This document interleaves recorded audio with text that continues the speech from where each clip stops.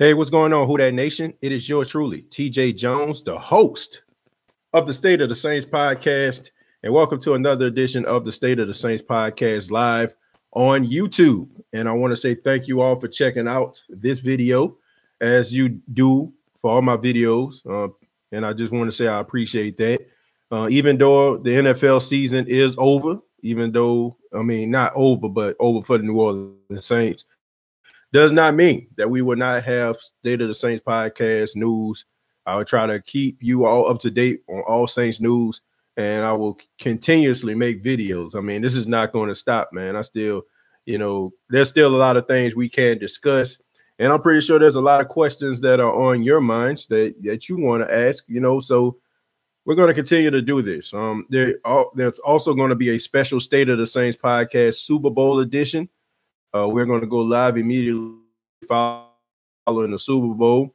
I know the New Orleans Saints aren't in the Super Bowl, and I know that's depressing to all of us. But, I mean, the NFL, I think we're all fans of the NFL still.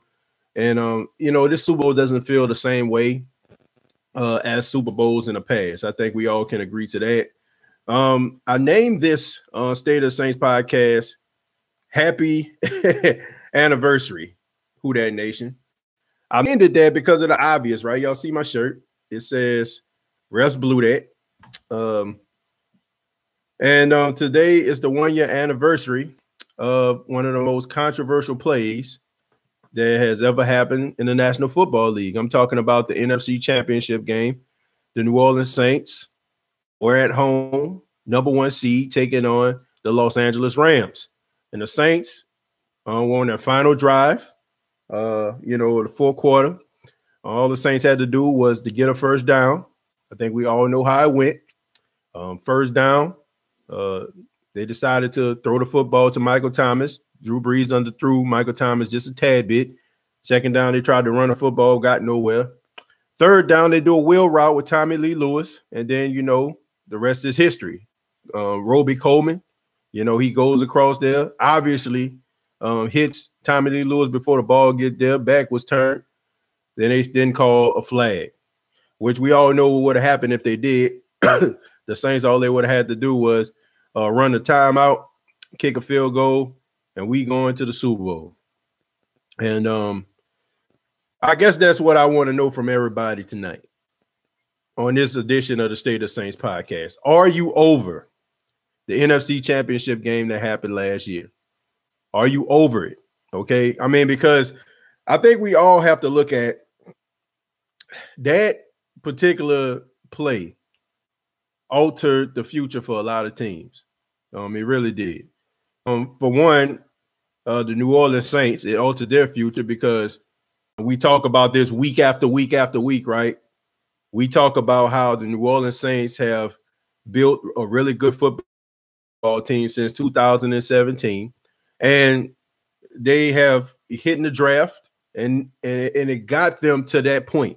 Okay, for them to get over that hump every single year, going to the playoff, divisional round, they lose NFC Championship game, and the New Orleans Saints would like just click on all cylinders, and that game right there, the New Orleans Saints, but it robbed the NFL. It robbed Drew Brees, the football.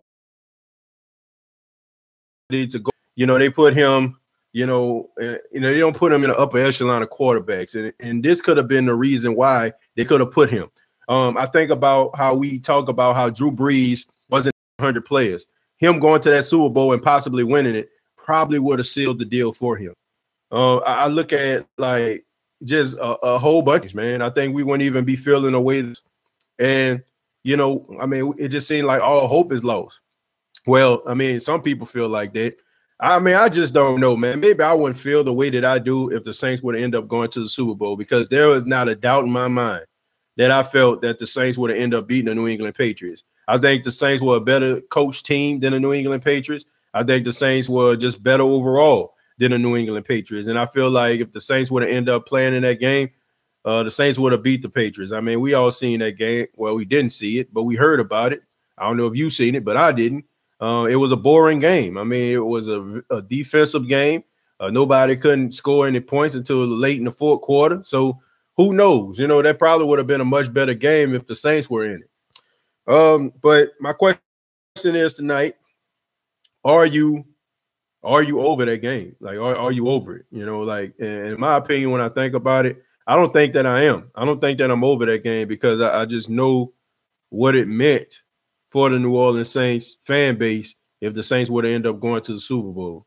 And, you know, like I said, I just think that has a lot to do with the way that I felt this whole entire season. I mean, I've been coasting through the season. I mean, of course, I've been giving content, and I like to thank y'all for, watching the content and stuff like that I put out. But I kind of been coasting through the season because all I wanted to do was to see the Saints back in the playoffs to see how they were going to perform.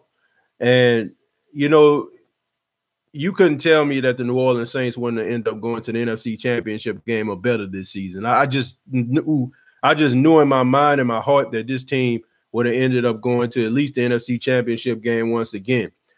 And it just, I don't know, when they lost that game to the Minnesota Vikings, it was just, I don't know, it was just heartbreaking to me.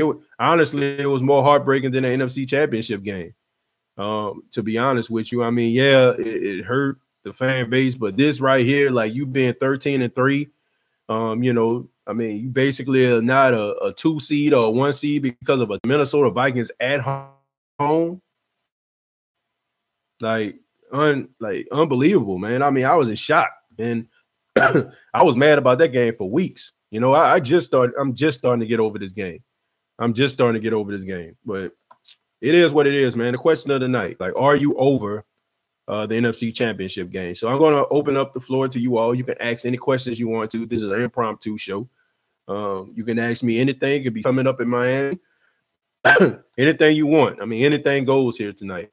And it's going to be like that for the rest of the, the shows that we do until, something important comes up, the NFL draft, OTAs and stuff like that leading up into the season. I mean, when we do these shows, you can ask me anything that you want to. Feel free to do so. And also feel free to, if you want to, you can donate through Super Chats. You can donate to the State of the Saints podcast. I really do appreciate it. And also, State of the Saints podcast is also on Patreon.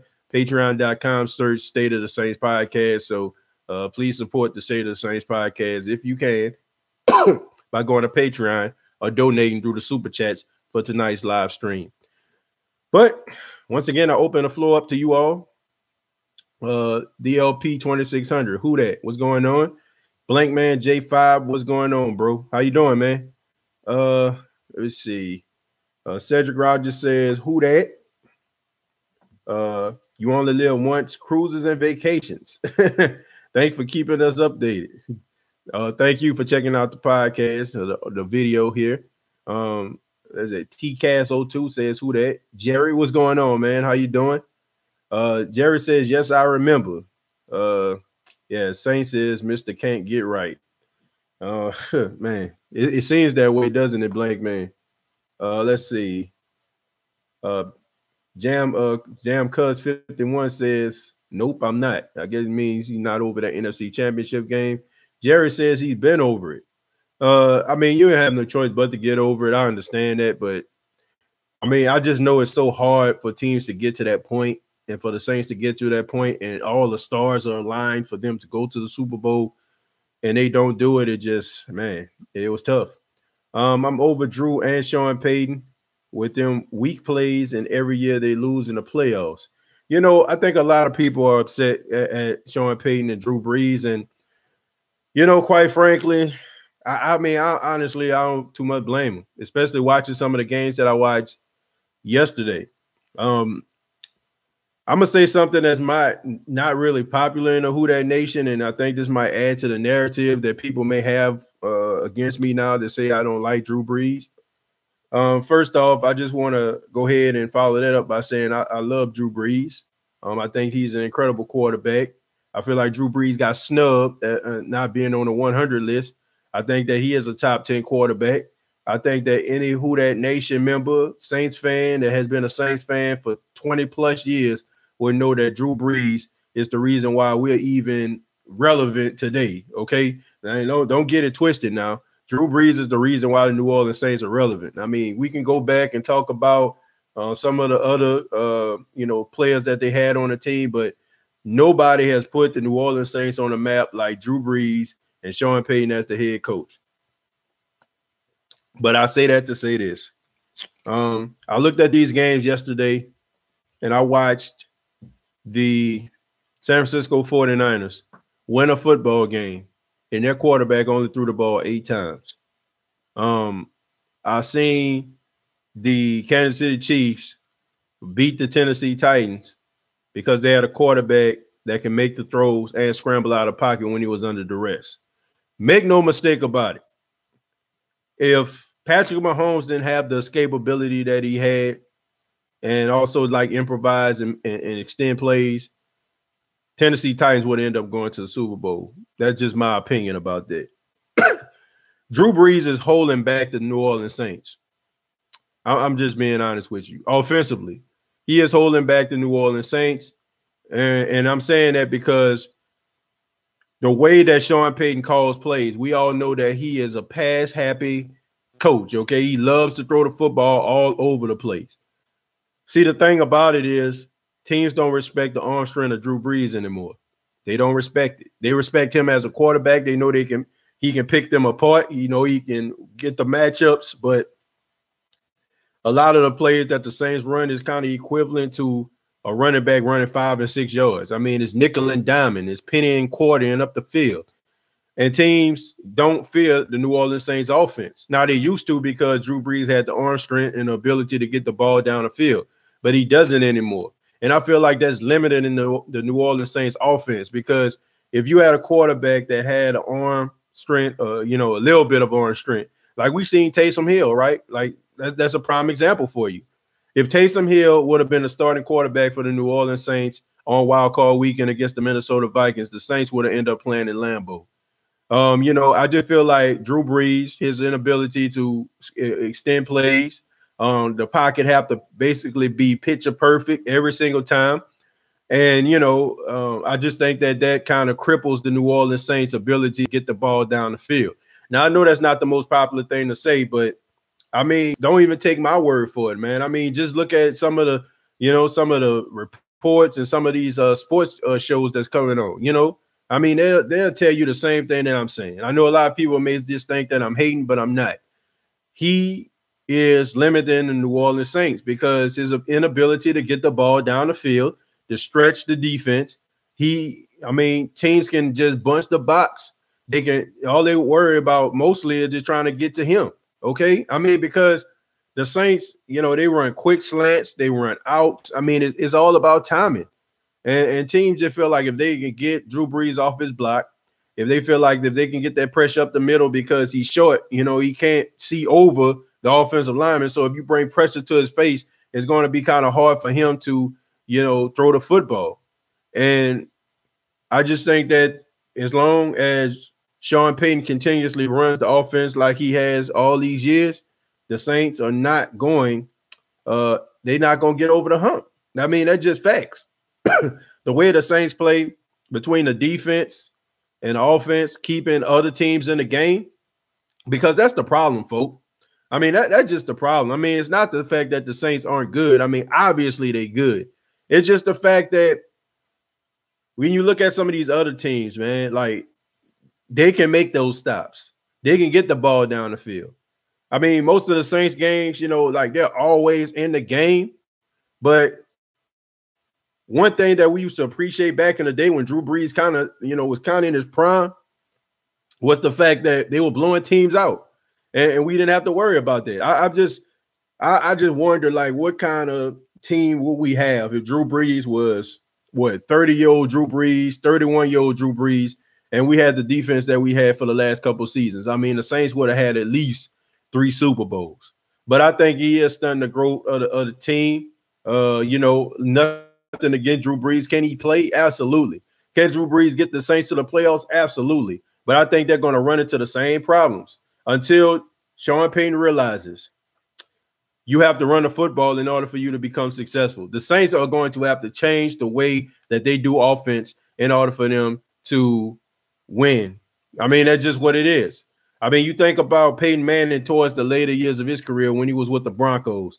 In his final season, I mean, it was all about playing really good defense and running the football. They were running the football and playing really good defense. They was playing time of possession, and they only counted on Peyton Manning just to kind of make a throw to extend plays. You know, he was throwing the ball to Demarius, you know, throwing the ball to Emmanuel Sanders. That's what he was doing. So they're going to have to change the way that they do it, and it's going to start with running the football. They got to play the same type of offense, kind of similar to the San Francisco 49ers. I mean, and don't think to yourself that Sean Payton can't change, okay? Don't think that Sean Payton cannot change, because, I mean, we looked at Andy Reid yesterday, you know, decide to actually start running the football. I mean, Andy Reid has been a screen running, wide receiver screen, you know, throw the ball, big play type coach for a long time. But now he realizes that you got to run the football in order for you to be successful. Until Sean Payton understands that you have to run the football, the Saints are going to continue to have these issues. And I'm not trying to be a hater, ladies and gentlemen. Who that nation? I'm just telling you for what it is. They're going to continue to have these same problems. And, you know, people talking about offensive line. You know, the offensive line got to protect the offensive line, the offensive line, the offensive line.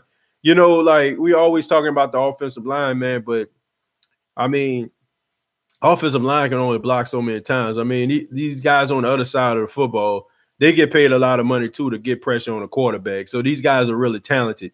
You can't just expect for the offensive line to just stonewall people every single play. Sometimes you have to count on your quarterback to make a play.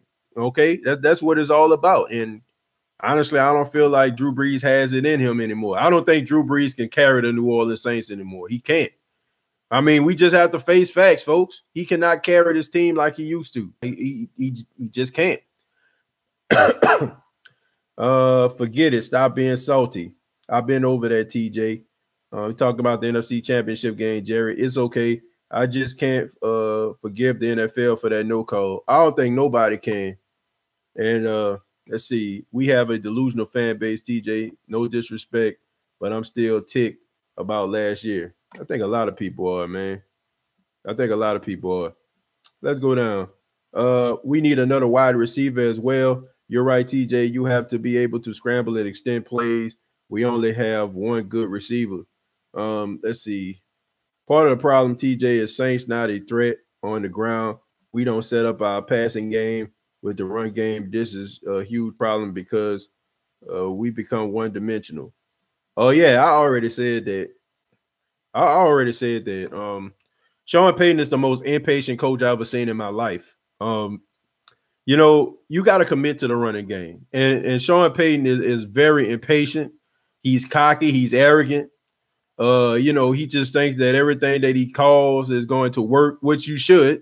But at the end of the day, like, you got to be committed to the run.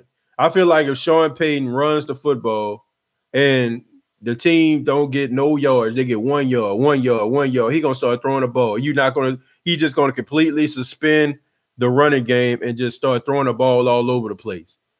Like I said, Drew Brees throwing the ball 35, 40 times in a game is so old, man. It's played out. Like, you're not going to win championships like that. Like, you're going to make people happy because, man, forgive me for saying this, and I'm not, look, I'm only talking to some of you. A lot of people that watch Saints football don't understand it. They don't understand football. They don't. You know, I mean, they watch the game to see Drew Brees throw the ball all over the place. They don't understand strategy. They don't understand analytics. They don't understand, running the football, setting up the play action. That's why when you have conversations with some of those Saints fans, they get mad at the fact that you're talking about Drew Brees, because they only looking at Drew Brees for what he was and what he brought to the team back in the day. And they can't look at him critically, and they can't look at any of his shortcomings because they're so appreciative of what he did in the past. I'm telling you that Drew Brees cannot carry the New Orleans Saints. They're going to have to run football. Sean Payton is not going to win another Lombardi trophy if he does not commit to the running game.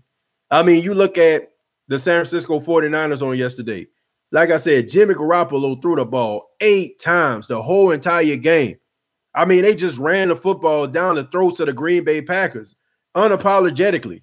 You know what I'm saying? Unapologetically just ran the ball down the throats with 3 running backs. They said our offensive linemen, our running backs are better than your defense, and we're going to impose our will on you, and we're going to punch you in the mouth, and there's nothing you can do about it. You have to have that type of confidence. I mean, it was running back by committee, right?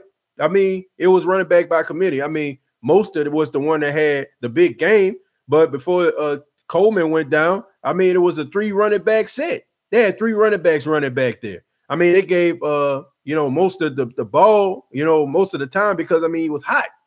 I mean, but you seen like sweep, you know what I'm saying, jet sweep with Deebo Samuels and stuff like that. You got to be able to run the football. And until Sean Payton gets that in his mind, I mean, I'm kind of over it. You know what I'm saying? I'm kind of over it. I'm kind of wrapping my mind around the fact that Sean Payton just will not run the football. He don't care what anybody says. I mean, when you're that arrogant and you feel like what you're saying and what you're doing is going to work no matter what, and you don't want to listen to anybody else, that's a recipe for disaster, man. And I'm not saying that Sean Payton is not a really good coach, because he is, but he's going to be a really good coach that never wins another Lombardi trophy until he commits to the run. And that's just what it is. And I mean, don't even take my word for it, folks. I mean, I was listening to Fan and the Pros on WWL with Zach Strief and Deuce McAllister. And Zach Strief, the right tackle that protect Drew Brees for about 11, 12 years of his career, said that he went to Sean Payton and suggested that, for them to run the football more. That's what he said. He said, I mean, it's fine to throw the football. He said, but, offensive linemen, they like to block. They like to run protect. They like to run protect sometimes. And he asked Sean Payton, about possibly running the football more. And we all know how that turned out. I'm pretty sure he didn't listen to him at all. So until he gets that in his mind, you're going to have the same problems. TJ, what was going through Sean Payton's mind? Pete came out, Taysom went in, and the team was making progress. Then he decided to put Pete back in. Why? I'm going to be honest with you. Like I said, it's all about arrogance. Gigatis is all about arrogance. Sean Payton is really arrogant, okay? He's really arrogant. He's really cocky. He wants to win with his guys. He wants to do what he wants to do. And sometimes I feel like his pride gets in the way of success. Sometimes, man, you gotta forget about that stuff. You gotta forget about that stuff sometimes, man. You gotta put your pride to the side, and focus on what can make your team better. What is going to get you guys over the hump? What is going to get you guys back into the Super Bowl picture? What's going to get you back to the Super Bowl period? Is by humbling yourself and doing what's best for the team. Not because this player is 50 yards short of a record, not because this player has a streak, started games in NFL, not stuff like that. Because honestly, at the end of the day, records are good, but it's mostly important about winning. You know what I'm saying? Winning is the main key. Nobody cares about your record. Nobody cares about your stats. Nobody cares about any of that stuff. The only thing people care about is, can you get the job done? Will you be playing football in February? And the New Orleans Saints since 2009 have not. And it's sad because you would think that people would pay attention to the obvious. Running the football got them to the Super Bowl. Okay, when they was ranked in the top 5 running the football, they were successful. They went to the Super Bowl. Okay, so you got the defense straight. Okay, you got a defense that bend but don't break. I mean, middle of the pack. You got a guy up front that can get pressure on a quarterback. I mean, you got a relatively shut down corner. Well, you got 2 now. You got a linebacker that can make tackles. A first team All Pro. So. What the problem is, just run the football, but they decide they just don't want to do that. And for reasons beyond me, I just don't know why. Do you think the corners coach needs to go because he doesn't teach them to turn around? And I think if they teach Apple to do that more, I bet he would be better. TTV, thank you very much for your comment and your question. Okay, first off, let's start with the cornerbacks coach, Aaron Glenn. Me personally, I think it's time for him to go. It's not the most popular thing to say. Shouts out to my boy Brandon. Brandon and I have a real stuff, back and forth conversation because he actually likes Aaron Glenn because he said Aaron Glenn actually improved the secondary. I will agree with that. TTV, I agree with that. He improved the secondary. The secondary sucked, okay? It absolutely sucked. It stunk before he got here. I mean, these guys were getting smoked, roasted, and toasted all over the field, okay? I think we can agree with that. But he gave them swagger. He gave them confidence. But, there's so much a person can teach you, and then it's time for you to move on, okay? I give a prime example, right? I mean, I'm not trying to get up personal, but let's just look at it like this. Let's just look at a person's, some of you probably know, some of you probably married your first love, but let's just say, for example, you was in a relationship, you fell in love with somebody, y'all clicked, y'all was connecting and stuff like that, and y'all were together for years. And then all of a sudden, y'all realize that y'all went as far as y'all possibly can, y'all not seeing eye to eye anymore, and it's time for you to move on, okay? In the next relationship, it might be a little bit better because now you've been through this situation. You know how to handle that situation because you've been through this situation. And also you learn in new relationships, about yourself and make you better and make you stronger and make you, deal with other situations. Sometimes a person can take you exactly where you need to be, and that's all they can take you. You know what I'm saying? Like they can take you to this point, and then they can't take you any further. And I feel like that's what it is with Aaron Glenn. Okay, just like that relationship, it takes you to that certain point, and that's as far as y'all can go, and you move on. And that person right there, teaches you and makes you even better. And I feel like with the New Orleans Saints, I feel like what Aaron Glenn has taught them, that's a good point, but it's time for somebody else to teach them something else to elevate their game. I feel like there's a reason why they're good, but they're inconsistent. There's an issue there.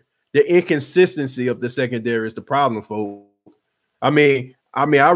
Before I decided to do this live, I took yesterday to really reflect on some of the things that were going on with this team. So a lot of the stuff that I'm saying right now, I've been thinking about for the last couple of days. And I just feel like this team is not motivated as often, as they should be. They're not motivated to go out there week after week. Like, you're motivated to play the 49ers because what's at stake. But you're not motivated to play the Tennessee Titans because you feel like there's nothing to offer you. You're motivated to play the New England Patriots because they are the 6-time champs. But you're not motivated to play the Tampa Bay Buccaneers because you feel like they're not on your level. Make no mistake about it, Who Dat Nation. The reason why the Saints lost the game in a wild card round of the playoffs was not because they thought that they couldn't win the game. It was because they felt like the Minnesota Vikings were inferior to them, and they felt like they shouldn't have been in a wild card round because they felt like they were better than a wild card round. The problem with the New Orleans Saints has been something that has been plaguing them throughout the entire time. It's the fact of them being consistent week after week and bringing it week after week. Yeah, they win games. Yes, they win them. But sometimes they make these situations much harder than what they got to be. And I know I'm kind of getting off your question, TTV, but I'm just saying that to say this. When you have a coach like that, it's time to move on. Okay? When your coach can't get you motivated, can't inspire you, can't expect excellence out of you week after week, because that's what you need. You need a coach that expects excellence out of you week after week. And if you're not giving it to them, then they're going to find somebody that can do it, or they're going to figure out why you're not giving it to them. There's a reason why Marshawn Lattimore can shut down a wide receiver 1 week, and then the next week he getting roasted and toasted. There's a reason why Marcus Williams can play like he lights out 1 week and then miss tackle after tackle after tackle the next week. Are they looking at their press clippings? Are they looking at Pro Football Focus? I can tell you most of the time they are, because a lot of time if you follow some of these football players on social media, if you listen to them and you follow them on Twitter, they're retweeting stats, they're retweeting records, they're retweeting, they big game stats. That's what they do. So are they reading press clippings? Are they buying into it? Are they content? If this is the case, you need to make sure that they are not content and let them know that, yeah, you're good, but you can be better. And that is the issue with Aaron. That's the reason why I feel like they need to get rid of him. Not the fact that he's not a good coach, because if he goes somewhere, he's going to do an excellent job because he's a good coach. But the problem is, will you get the excellence out of these players week after week? And in my opinion, he has not done that. But to answer your second part of your question, or to follow up with your comments, you said teaching them how to turn around, and you mentioned Eli Apple. The fact of the matter is this, okay? Eli Apple doesn't have a problem with his skills, okay? I know I'm shocking a lot of people with that. He doesn't have a problem with his skills. He has a problem with this right here. It's his mind. Eli Apple is soft. Sorry. I mean, it's facts. He's soft. You can tell by the way that he acknowledged certain situations. You can tell the way that he plays. He's not mentally there in order for him to overcome some of these situations. I feel like it has a combination with him playing in New York. I feel like New York, I mean, it's his own beast. He came into the league really young, and you go into the New York market and you soft skin, you ain't thin skin. No, bro, that's a bad combination. So his confidence was already shot there. Then you got your mama in the locker room and commenting and fighting your battles for you. That's another big no-no right there. So people are going to use that against you. So his mom too heavily involved, and she probably was like that his whole entire life. So he doesn't know how to deal with certain issues himself. So when he goes through adversity, he doesn't know how to shake back from it, because you can tell the way that he played. The last time we seen him playing a game, he was out there getting smoked. You know what I'm saying? He was out there getting embarrassed. That San Francisco 49ers game, I think he played in, and then he got hurt or something like that. If you look at that game, notice the way that he was playing. Notice his body language. I'm telling you, you can't teach that.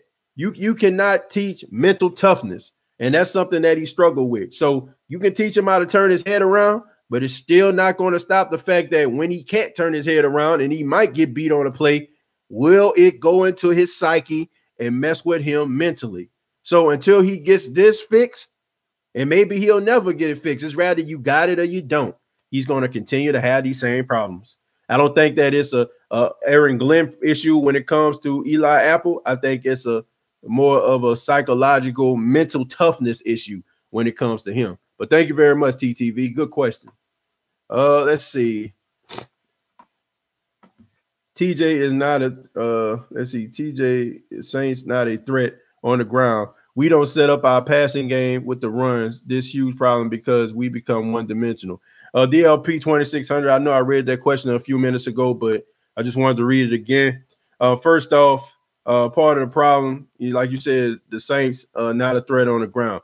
Teams don't respect the Saints running game because they already know what it is. Like, understand this, folks. Just like we can sit down here and break down these games, and we can break down film, and we see the tendencies of the Falcons, and we see the tendencies of the Buccaneers, and we see the tendencies of the Panthers, and so on and so forth. When we look at the same schedule, teams are doing the same exact thing.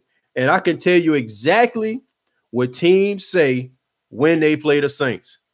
All we have to do is worry about Drew Brees, because Sean Payton is not going to commit to the run if we shut that down. That is what they focus on. Okay, that's what they focus on.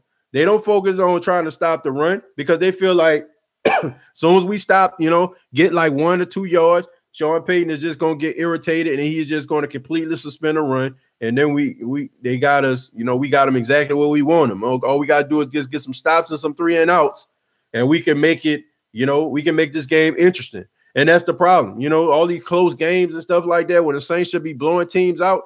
Can you imagine if the Saints had a good running game, a potent running game, a consistent running game combined with the play action pass? Nobody would be able to stop the Saints. The only people that can stop the Saints are the Saints. And, that becomes a cliche. And sometimes I know fans say that, we say they beating themselves, or nobody can beat us. We beat ourselves. We say that every single time. That's what we say over and over and over again. But that is facts when it comes to the Saints. I never seen a team beat themselves like the New Orleans Saints. I mean, they allow these teams to get confidence watching this team after the second, third, and fourth quarter. Man, we still in it. We can win this game. I mean, giving mediocre quarterback play, giving these guys the confidence, giving Kyle Allen confidence, giving Kirk Cousins confidence. I mean, just giving all this mediocrity on the field. Guys, they should be blowing out.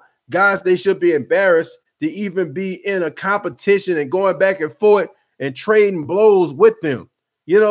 Just giving these guys the confidence to say, I can beat the Saints. Y'all doing it to yourself. And you're doing it because you're not mixing it up. There's no balance. There's nothing. It's just a bunch of passing the balls like we watching arena football on TV, or we watching, our little nephew, or our sons, or our little cousins play Madden. All they want to do is throw the football, throw the football, throw the football. It's cool throwing a football, and it's exciting when the play is a big play, 50-yard bomb. There's nothing like a 50-yard bomb.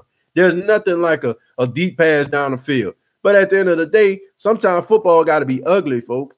Sometimes it got to be phone boot ugly. You know what I'm saying? Like two guys in a phone boot, and they fighting, and whoever come out, you know what I'm saying, that's the winner.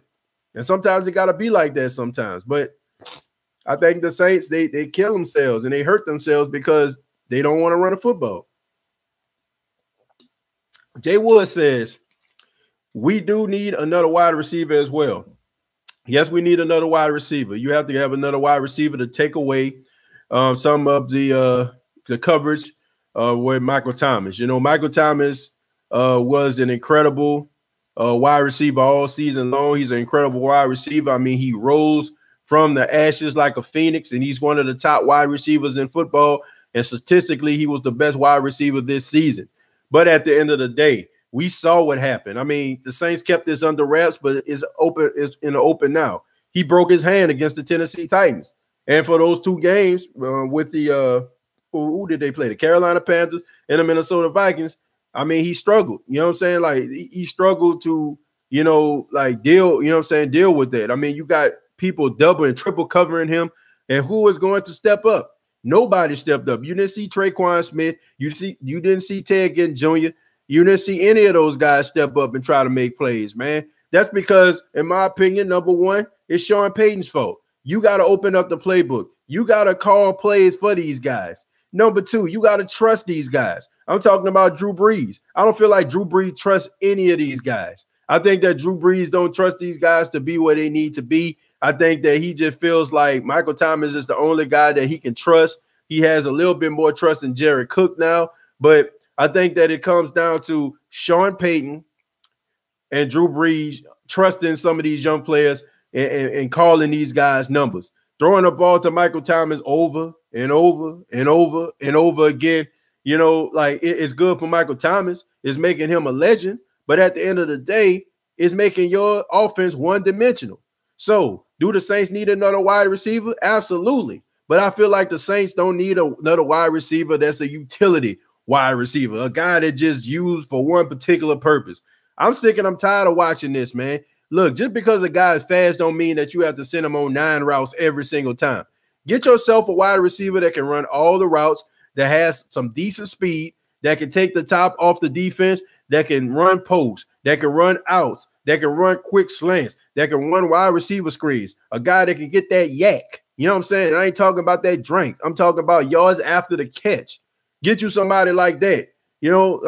Let's stop playing around, you know what I'm saying, and getting these guys that just because they fast, we're going to run them, streak them down the field. Oh, just because this guy fast right here, we're going to send him on a wide receiver screen. Like, open up the playbook, get guys that can actually run these routes so you don't have to worry about guys just being one-dimensional and teams watching these guys on tape and saying, oh, man, if he out there, all he out there is for two things, to run a streak route or to block for a running back. Like, you're making your team one-dimensional.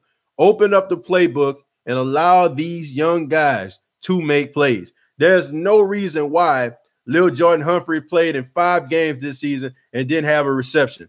There shouldn't be no reason why Keyshawn Hogan played in 4 games and only had 1 reception. Like, give me a break, man. What do you have these kids out here for if you're not going to use them? I mean, as decoys? I mean, give me a break.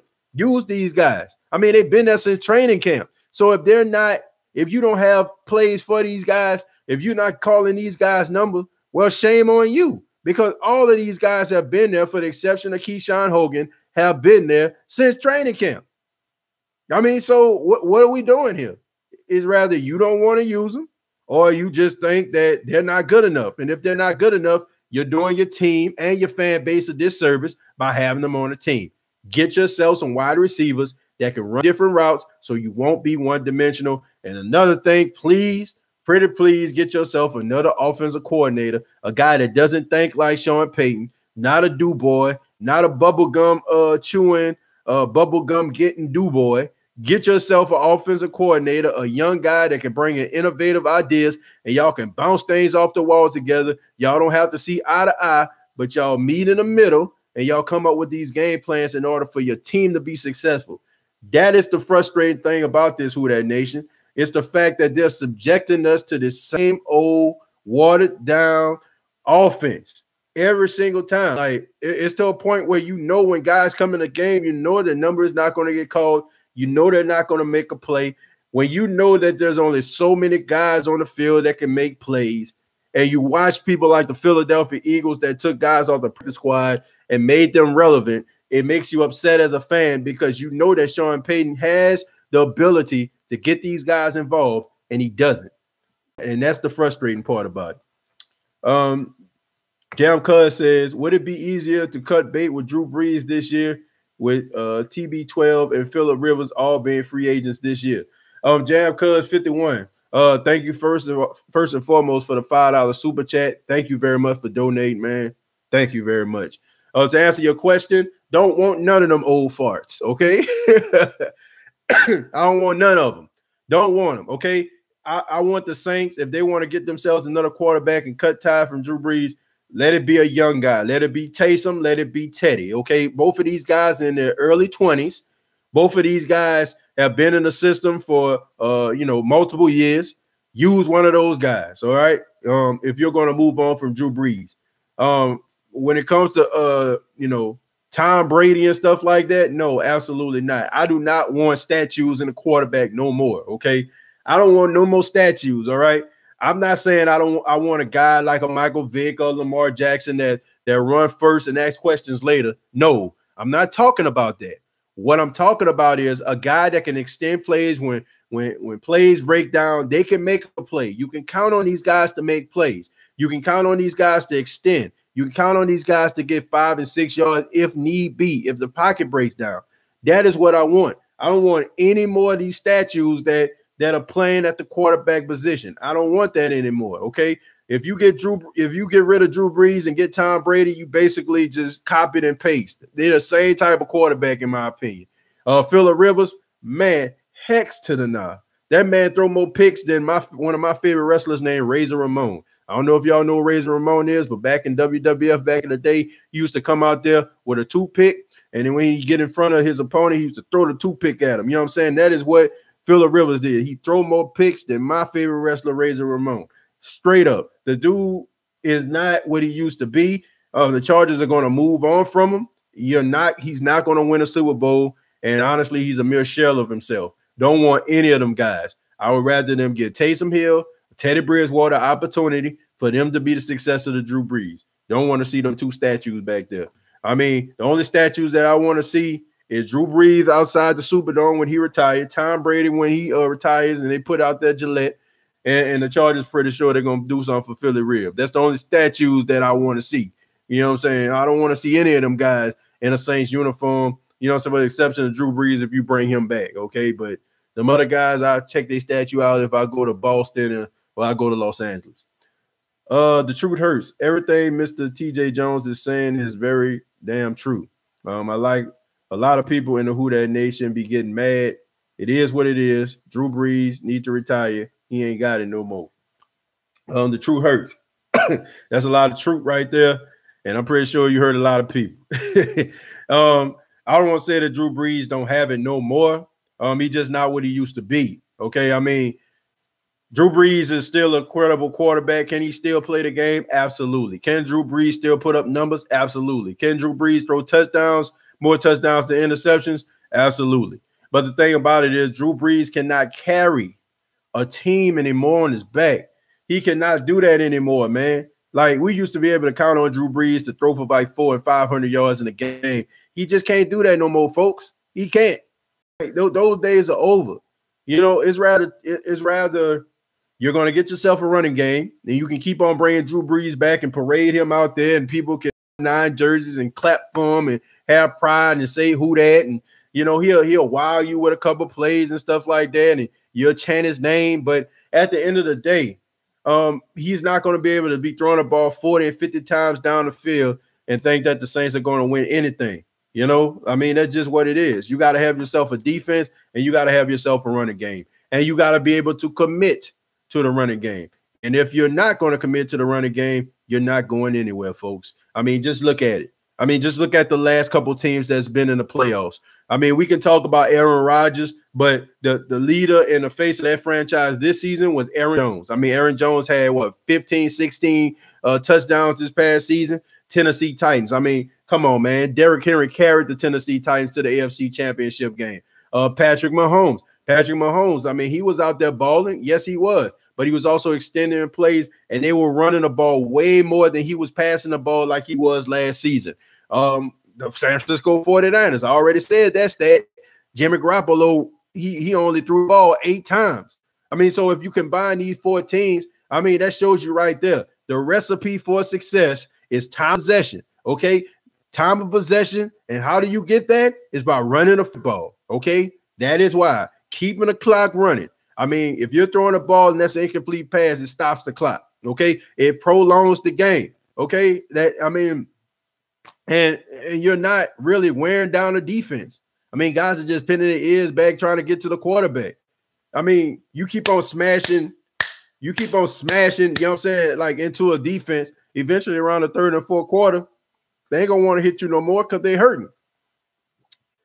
Let's see. Aaron Glenn needs to go. I want Vilma to coach. I don't know if Vilma will be able to coach the secondary, but I don't know if he got any coaching experience at the linebackers, but I said I would like to see him, I like to see him in the Saints organization, even if he like a linebackers coach consultant or something like that, or assistant linebackers coach. I think they need to get him involved. Saints aren't a threat in the running game because Payton abandoned it. It's not hard to figure it out. I mean, that's pretty obvious. Cross, that's pretty obvious, man. I mean, it's frustrating. Like it's frustrating when you know what's wrong with the team and the coach can't see it. Everybody else can see it but him. Now the Super Bowl will be a blast in 2 weeks. Thank God the Patriots are not in it. Yeah, I agree with that. Look, I mean, all things considered, I'm glad. At least we get 2 teams, that we haven't seen a Super Bowl in a long time. I mean, we got the Kansas City Chiefs, which me personally, I'm cheering for the Kansas City Chiefs in this game because, I mean, how can you not cheer for Andy Reid? I mean, Andy Reid has been a coach in this league for a very long time. A lot of successful teams with the Philadelphia Eagles, Kansas City Chiefs. I just want to see him hoist that Lombardi trophy and get the recognition and the respect that he deserves, man. That's the only thing that's kind of holding him back to being in that conversation, and it's sad that we live in a world today that people aren't looking at the people, people's accomplishments and how successful their teams are. The only way they look at them is by winning Super Bowls. It's sad, man. I mean, you can't just say that a guy just had a terrible career because he didn't win a Super Bowl. I mean, you look at people like Dan Marino. I mean, you look at basketball greats like Karl Malone and Charles Barkley. I mean, it's sad that people don't recognize these guys because they didn't end up hoisting a trophy. I mean, but throughout their careers, they played and left it all on the field. And in Andy Reid's case, they gave it their all. So hopefully he'll be able to win his Super Bowl and get the respect that he deserves. So I'm going for the Chiefs, but it's definitely good to see that the New England Patriots not in the Super Bowl. I think that's why everybody is kind of excited about that. People just had Patriot fatigue. And I'm pretty sure that they're not in the Super Bowl this year. The ratings are going to go up from last year. Great players don't necessarily equate to NFL's positional coaching. Pass on Vilma. I mean, that's a good point. That is a good point. A lot of players don't. But the thing about Jonathan Vilma is Jonathan Vilma was one of those guys on the sidelines He was over there, listening to the coaches, listening to the linebackers coach, and he was like really fully involved with the game plans when it came to the linebackers, throughout the year. I mean, he's a really smart player, one of the smartest linebackers the league has ever seen. I mean, I've been watching Velma since he was at Miami. He was always a smart player. Like I said, I don't know about his experience. I'm pretty sure he don't have much, but I would like to see him as like an assistant or something like that, and maybe he can kind of transition to being a coach one day. But I would like to see him involved in being the Saints facility somewhere, and I guess like a coaching capacity or something. We need to go back to the 3 running back system like in 09. Jay Woods, I agree with you on that. Running the football will definitely help the Saints down the line. Also, defense wins games. We need to get rid of the corners coach and maybe others, and we need to start running game back with Kamara. Well, look, I mean, I know this is not going to be the most popular thing to say, but Alvin Kamara is just not one of those every down backs. I mean, can he run between the tackles? Yes, he can. But I just think that the combination between him and Ingram was really good because Ingram was a force, man. Like Ingram didn't want to go down. He was dragging guys with him. I feel like the Saints need to put Murray as, in the starting rotation. I think that they need to have him and use him kind of similar to what they did with Mark Ingram. And then, have Kamara as the featured back. Look, I completely understand why Sean Payton did that because, I mean, Kamara is his guy, but I don't think Kamara is that type of running back. I mean, he could prove me wrong next season, but from what I've seen on a consistent basis, I mean, I'm just not seeing it. I ain't see it this year. I would go with Latavius Murray to excuse me, to be running, the majority of the time, get a lot more carries than 10 and 12 carries a game or less. Let's see. And we must run the football like TJ been saying. We must change our whole dynamic offensive. Yep. We got to. Let's see. Sean Payton. Hold on. Let me go back. The comments just jumped real quick. Let's see.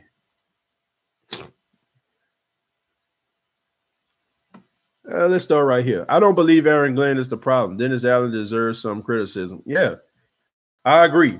He deserves some criticism. I mean, he's not exempt from this. I mean,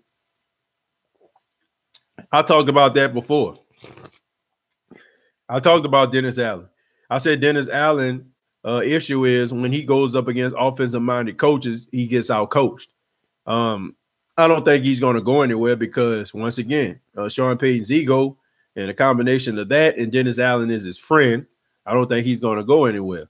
I mean, and then you're going to say statistically the Saints are in a better position defensively than they have been in probably over a decade.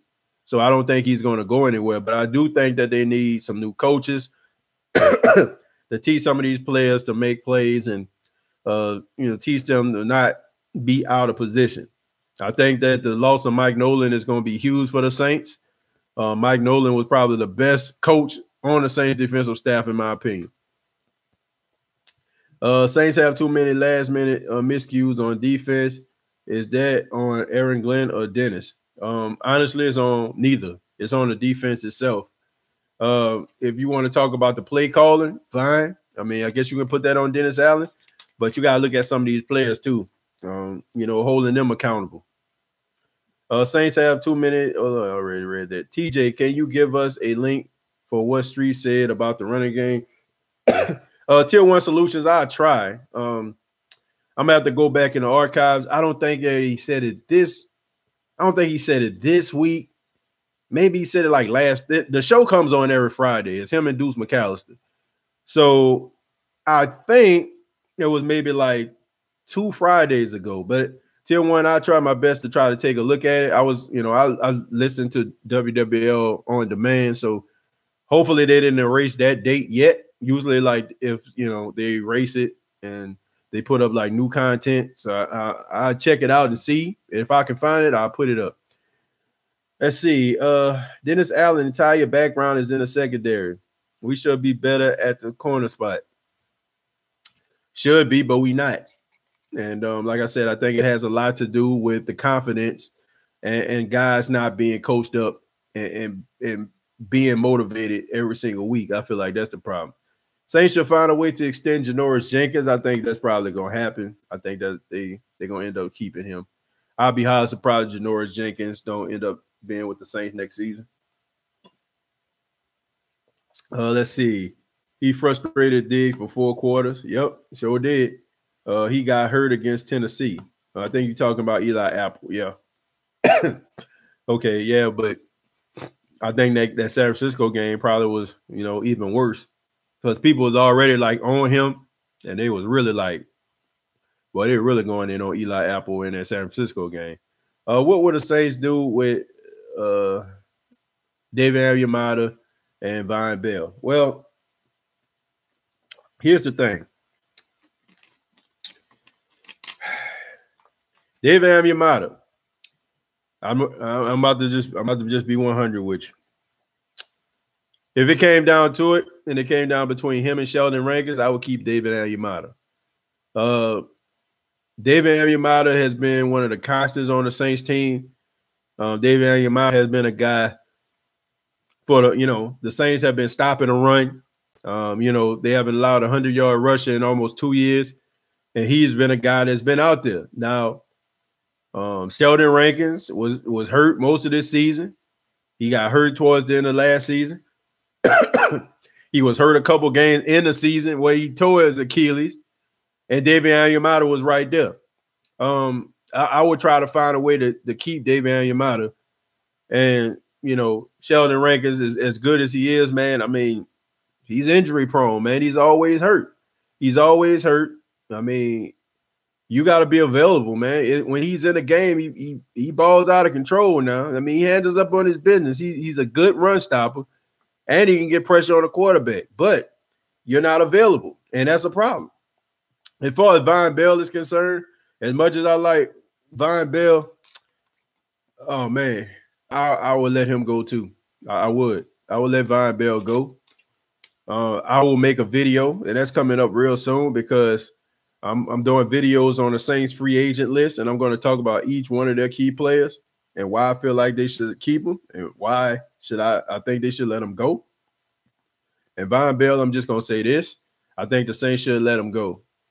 And the video that I'm going to put out, I'll tell y'all why. I'll give y'all the reason why I feel that way.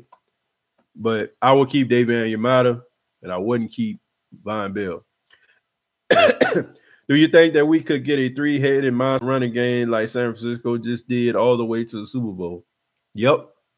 If the Saints have the top offensive line year after year, like they've been having over the past half of a decade, why can't they have a 3-headed monster? Okay, I mean, they've been telling us that the Saints have one of the best offensive lines in football, which, in my opinion, when you think about it, it's just smoke and mirrors. Okay, I feel like it's just smoke and mirrors sometimes because the thing about it is Drew Brees did not like to take sacks. Okay, I think we all could have.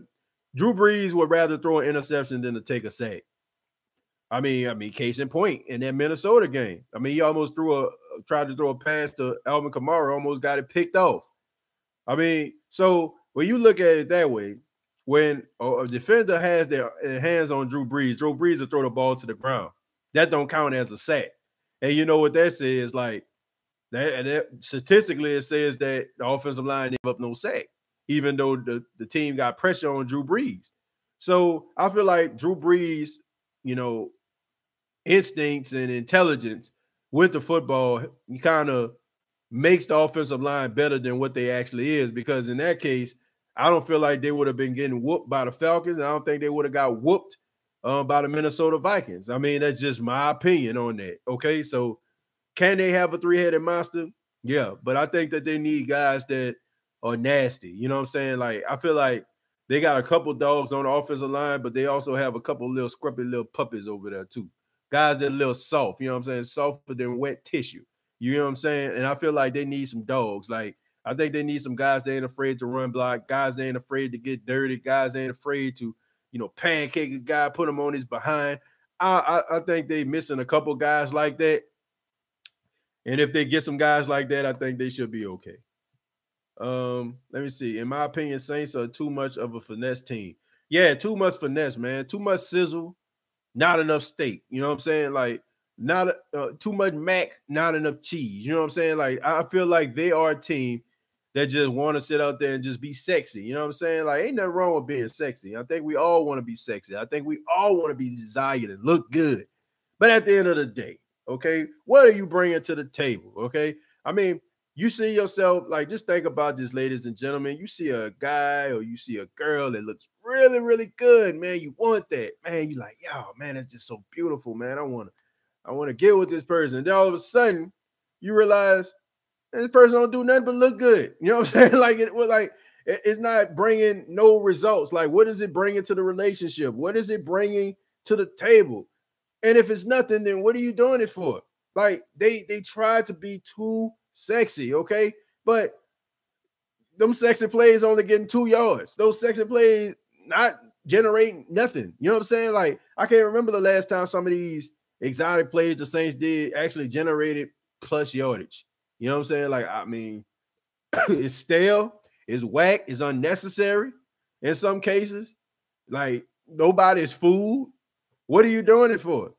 So I do feel like they're too much of a finesse team. I do agree with you on that. I think they need to stop it. I think the Saints just out-scheme themselves. They just make things more complicated. Stop making things complicated. Run the football. Who cares if people know that you're going to run a football? I don't care. Just run it. You think the Tennessee Titans care that teams know that Derrick Henry going to get the football? No. They like, man, okay, we're going to give it to him. You stop him. So what? Stop trying to, like, I still can't get over that 3rd and 1. It with an empty backfield. And you try to do a halfback toss to Alvin Kamara. You get yourself that 6'2", 230-pound running back on a 3rd and 1 and Latavius Murray, and you run the football and get that first down. Or you tell Drew Brees to get that quarterback sneak going and you get that first down. That's what you do. You don't sit up there and get an empty backfield. An empty backfield on a 3rd and 1? Like, have you lost your mind? I want to see the statistics of teams that go for it on a 3rd and 1 with an empty backfield. I guarantee you, like, the percentage is not going to be in the double digits. I just feel like that's what they do. They just outplay themselves. I think we need a wide receiver first round, then 3, maybe a quarterback, and then later rounds we get good or decent. Look, the wide receiver position, I agree that they need to try to focus on that in the first round. Me personally, if you have a quarterback you feel like it's the future, then you spend your first round pick on him, but I doubt it. Okay, I mean, this is a very slim draft. I think it's Joe Burrow, Justin Herbert, Jake Fromm. I don't know, man. Jalen Hurts. I mean, it's not a bunch of guys that you like licking your chops to get. It's just a bunch of guys that I just feel like probably gonna end up playing on somebody's team, and maybe a couple of them might end up having decent careers, but there's nobody I just say that just stands out in a crowd that you like, man, I just gotta get this guy. Just got here, but would you take a quarterback or a running or wide receiver or something else in the first round? Chance, I think I just been talking about that. Yeah, I would go with a wide receiver in the first round. I would go with a wide receiver because I just feel like there's no quarterback there. And this is a deep draft at the wide receiver position. I mean, this is a good draft. This resembles that 2016 draft when you had like Mike Evans and Odell Beckham Jr. and Brandon Cooks and guys like that. So there's a lot of wide receivers that you can get in this draft, and I think the Saints can end up getting one in the first round. Apple is a mama's boy. That's his problem. Yeah, I agree with that. His mom's too involved with his life, and I think she's so heavily involved to the fact that he leans on her way too much. And sometimes she just got to let that man just be his own man. He can't fight his battles his whole life. Running game and defense is championship winning football. Yeah, tell Sean Payton that, TJ Skyzilla. Yes, another wide receiver. Thomas need help. Getting is done and gone. Yeah, he need to be gone. No disrespect to Ted again, but he hasn't done nothing in about a year and a half. Traquan Smith was a bad pick. He lost year 3, no improvement. Go draft another one. Well, I feel like this. If you draft yourself another wide receiver, you kind of free up Traquan Smith to do whatever the heck that he does. You know what I'm saying? Like, I feel like he'll become better if you get yourself a number 2. He's just not a number 2. He's one of those guys that just kind of, on the team, part of the rotation. I think that if you put him a part of rotation, he'll end up making some plays, but he's definitely not a number 2. He doesn't have the confidence. I don't want to say he doesn't have the skill set. He just doesn't have the confidence. And sometimes I just think that he can get bullied and punked sometimes, and you got to have some dog in you. You know what I'm saying? I understand he took that big hit and it knocked his helmet off and blooded his lip and all that kind of stuff when Casey from the Falcons hit him. But I do feel like sometimes, he let corners get the best of him, get bullied. And sometimes I just feel like he don't want it bad enough. We getting one, trust me. Yeah, we're going to get one. Let's see, opponents at home: Atlanta, Carolina, Tampa Bay, Kansas City, Chargers, Minnesota, San Francisco, Green Bay. Away, Atlanta, Carolina, Tampa Bay, Denver, Las Vegas. I'm going to that game. I'm going to that Raiders game. Detroit, Chicago, and Philly. So we playing a NFC North this season, and it looks like we're playing against the AFC West along with the NFC South. So some winnable games on there. Going to be some tough games. I see Kansas City, but at least we got them at home. I see the Los Angeles Chargers. That might be a tough game too. Minnesota, we always, play pretty tough. And San Francisco, that's going to be a tough game too. Let's see. Arturo says, resign Drew, acquire free agent wide receiver, draft left guard. Check this out. Like the GM hat that you put on right there, re-signing Drew. 1 more year, 1 year contract. Okay. And it depends on what Drew Brees talking about. If Drew Brees up here talking about making $30+ million, you let him go. I'm sorry, folks. Sometimes you got to make tough decisions. And if a person can't see that you're trying to win a championship and they can't, they've been made hand over fist with money. And, and honestly, people might not want to hear this either, but a lot of the times in the late or early 2010, 2011s, that Saints went through some of those hardships, it was because Drew Brees' big contract. And a lot of those offensive linemen had to end up leaving and going get bigger contracts because Drew Brees took up the majority of the money, on the books. So Drew Brees that made hand over fist with money. If he up there in his agent talking about making $30, $35 million and stuff like that, you shake Drew Brees' hand, you have tears in your eyes, you give him a hug and say, we gonna miss you. Because if Drew Brees still up here trying to, max out the market and not looking at the fact that he trying to get another Super Bowl, then you try to get yourself another guy that can come up in there that could be serviceable, that could be a good quarterback. And you go around here and you build yourself a defense that can, pick up the mistakes from what that quarterback actually made them. That's what you do. Because as much as we love Drew Brees, folks, y'all got to understand Drew Brees is not going to play football forever. And the Saints are going to have to continue to be a winning franchise and put a winning product on the field to be relevant. So signing a 1-year contract depends on what he's talking about. Acquire free agent wide receiver. I don't agree with that. I'm about building through the draft. I'm not really big on getting wide receivers through free agency. I'm not a real big fan with that, but I wouldn't be mad at them. Depends on who the wide receiver is and depends on how much they're asking. And you draft a left guard. I don't think you should draft a left guard. I think Nick Easton did a really good job in the absence of Andrews Pete. I can argue and say that Nick Easton is a better left guard than Andrews Pete. I feel like Andrews Pete sometimes can get whooped at the line of scrimmage, and he becomes a little punk. I feel like with Nick Easton, he was out there balling. I feel like the running game picked up. I feel like the passing game, he was doing really well. And I think that the Saints are going to end up going with him. And not to mention, you have some guys in the rotation, that you can put at the left guard position, guys that have been with the team for about 3 or 4 years, so they're getting better. And the Saints just honestly just had them in a rotation, and hopefully they can get better.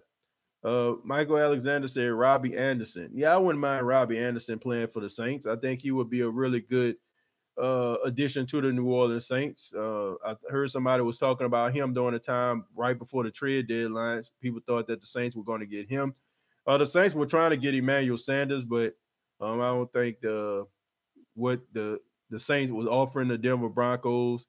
I think the 49ers liked the offer a little bit better. So we were really close getting Emmanuel Sanders in the building, just didn't happen. But Robbie Anderson, I like him. I think he's a good wide receiver. I think that he makes good plays. He's a playmaker. I think he's a good route runner. But look, I would prefer a young player.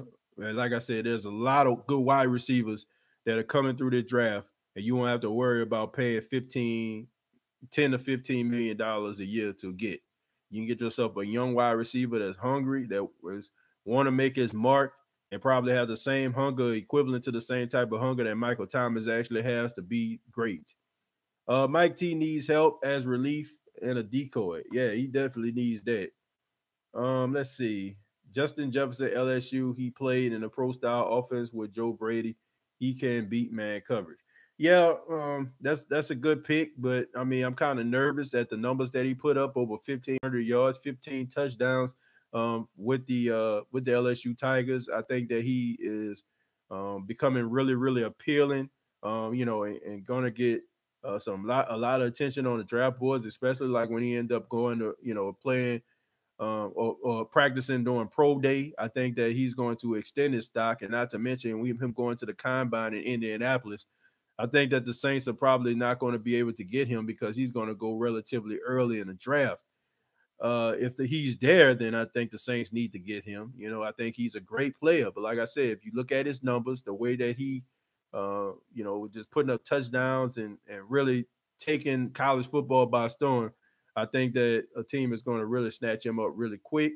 I think that, you might see him end up playing for the Raiders. I mean, the Raiders need a number one wide receiver out there. They've been starving since Amari Cooper left and things didn't work out with Antonio Brown. So don't be surprised if somebody like the Las Vegas Raiders end up getting them. Saints play in Las Vegas for the first time against the Raiders at their new stadium. Yep.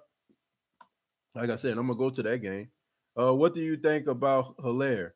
I think that Hilaire is going to be a really good running back for a team. I can see him playing for somebody like the Philadelphia Eagles because the Philadelphia Eagles want somebody similar to like a Darren Sproles type player. I think that he brings a lot to the table. I think he's tough. I think that he's one of those guys that's probably going to have a long career. I think he has a lot of heart. But like I said, I can see him playing for a team. Honestly, I can see him playing for the Philadelphia Eagles, or I can see him playing for a team that the Saints are going to see twice in a season. That's the Carolina Panthers. I can see him playing for Carolina too. I know people will say, well, him and Christian McCaffrey to the same type of player, but Hilaire can actually run between the tackles as well. So I wouldn't be surprised, but I can just kind of see him. I can see him playing for the Philadelphia Eagles. I mean, the way that he plays is like picture perfect for the Philadelphia Eagles, the way that they play. So I would not be surprised if Hilaire ends up playing for the Philadelphia Eagles. That's why I feel like he's going to go. Like I said, I love to get Hilaire, but I'm afraid Sean will pass. He went to my high school. Good change of pace back. Like I said, I think he's going to Philly. I really like both Jefferson and Hilaire.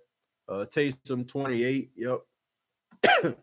We need one. LSU got some dogs. We need some bad. Yep. Meaning from a public relations standpoint. Let me see. This wide receiver draft is so deep. That's our first priority. Yep. Too bad Stingley is only a freshman. He's a good cornerback. Yeah, that dude going like in the top 3. If he can stay healthy and he locking people down like that right now, that guy might be like a top 3 pick. Like he's a can't miss. If you locking down guys at 18 years old, my goodness. I mean, he had like Justin Ross like locked up. Like Justin Ross is like one of the best one of the best wide receivers in college football.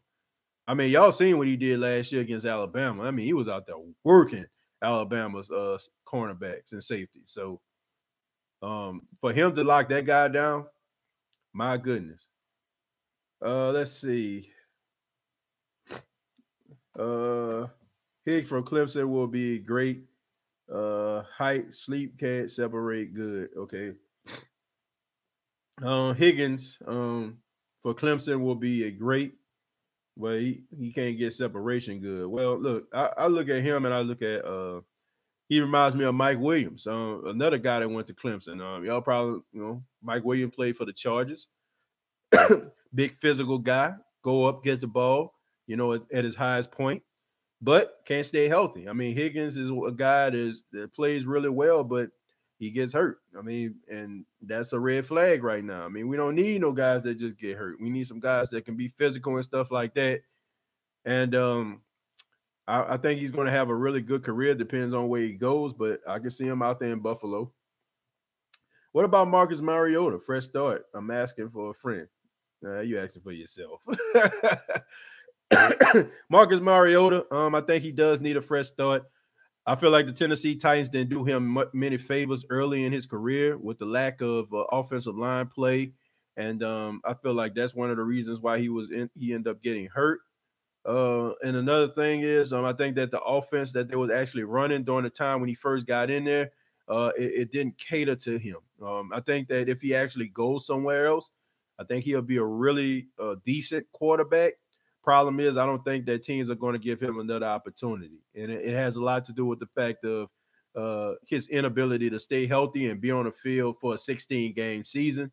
I think he's going to end up being a backup. Where I have absolutely no idea. Should the Saints try to sign him? Depends on what they're talking about. I think that he has a lot left in the tank. I think he has a lot to offer a team, but it's going to be a while before he actually becomes a starter. Somebody's going to have to get hurt, and he's going to have to reprove himself to the NFL and show. It's going to have to be like one of them situations with Ryan Tannehill. Ryan Tannehill kind of resurrected his career with the Tennessee Titans after basically just stinking it up in Miami. It's going to have to be like that for Marcus Mariota. I think that he just probably needs a change of scenery and an offensive-minded coach that can actually resurrect his career. And I think the Saints can end up doing it, but Marcus Mariota going to have to stay healthy. We need some LSU players. Will Sean finally get some of them this year, though? Look, I can understand Gigatis why Sean Payton don't want to get LSU players, especially in the past. I think we all have to be honest with ourselves and say that the LSU Tiger football players that they had, man, these guys were always in trouble. You know what I'm saying? Always getting in trouble. Always somebody, getting suspended.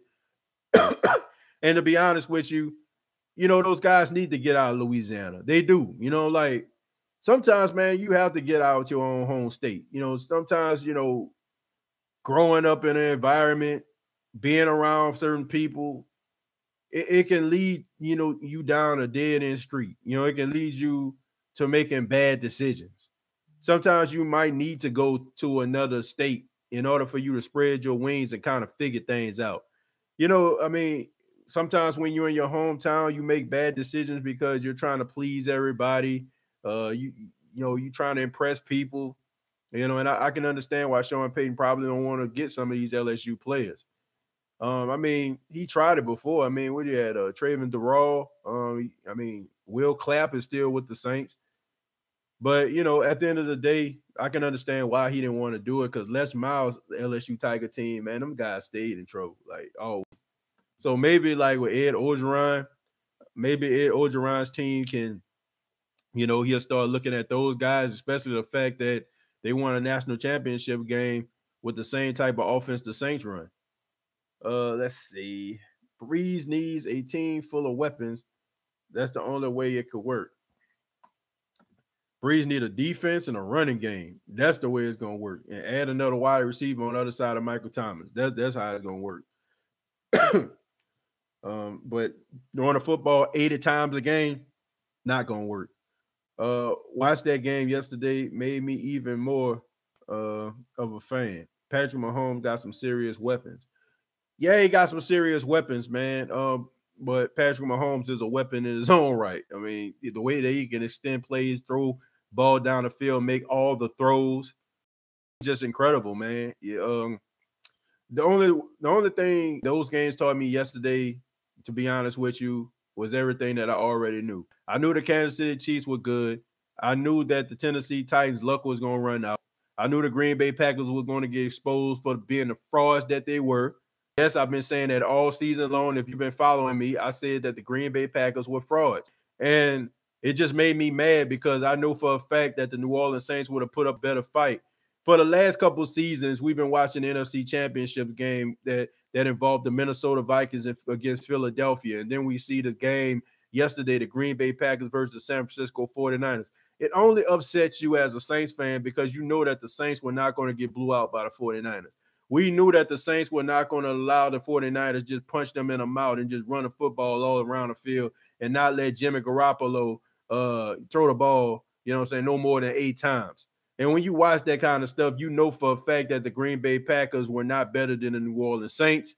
And it was just it was just bad luck for the Saints. You know, like I just feel like there's some, it's not that the Minnesota Vikings are better than the Saints. Sometimes teams just match up better, you know what I'm saying? Like they just pull bad matchups.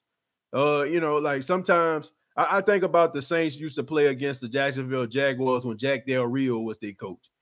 The Jaguars weren't that good, but they always would have give the Saints fits. They will always be able to neutralize Drew Brees, and they will always be in the game. That's how it is with Mike Zimmer. You know, Mike Zimmer's team is not better than the Saints team, but he has the recipe. Excuse me. He has the recipe to stop Drew Brees. He has the recipe to stop the Saints. Like, it's just something about the Minnesota Vikings team, that they can be able to neutralize the Saints. I feel like if the Saints would have ended up playing the Green Bay Packers in the first round, the Saints would have beat them.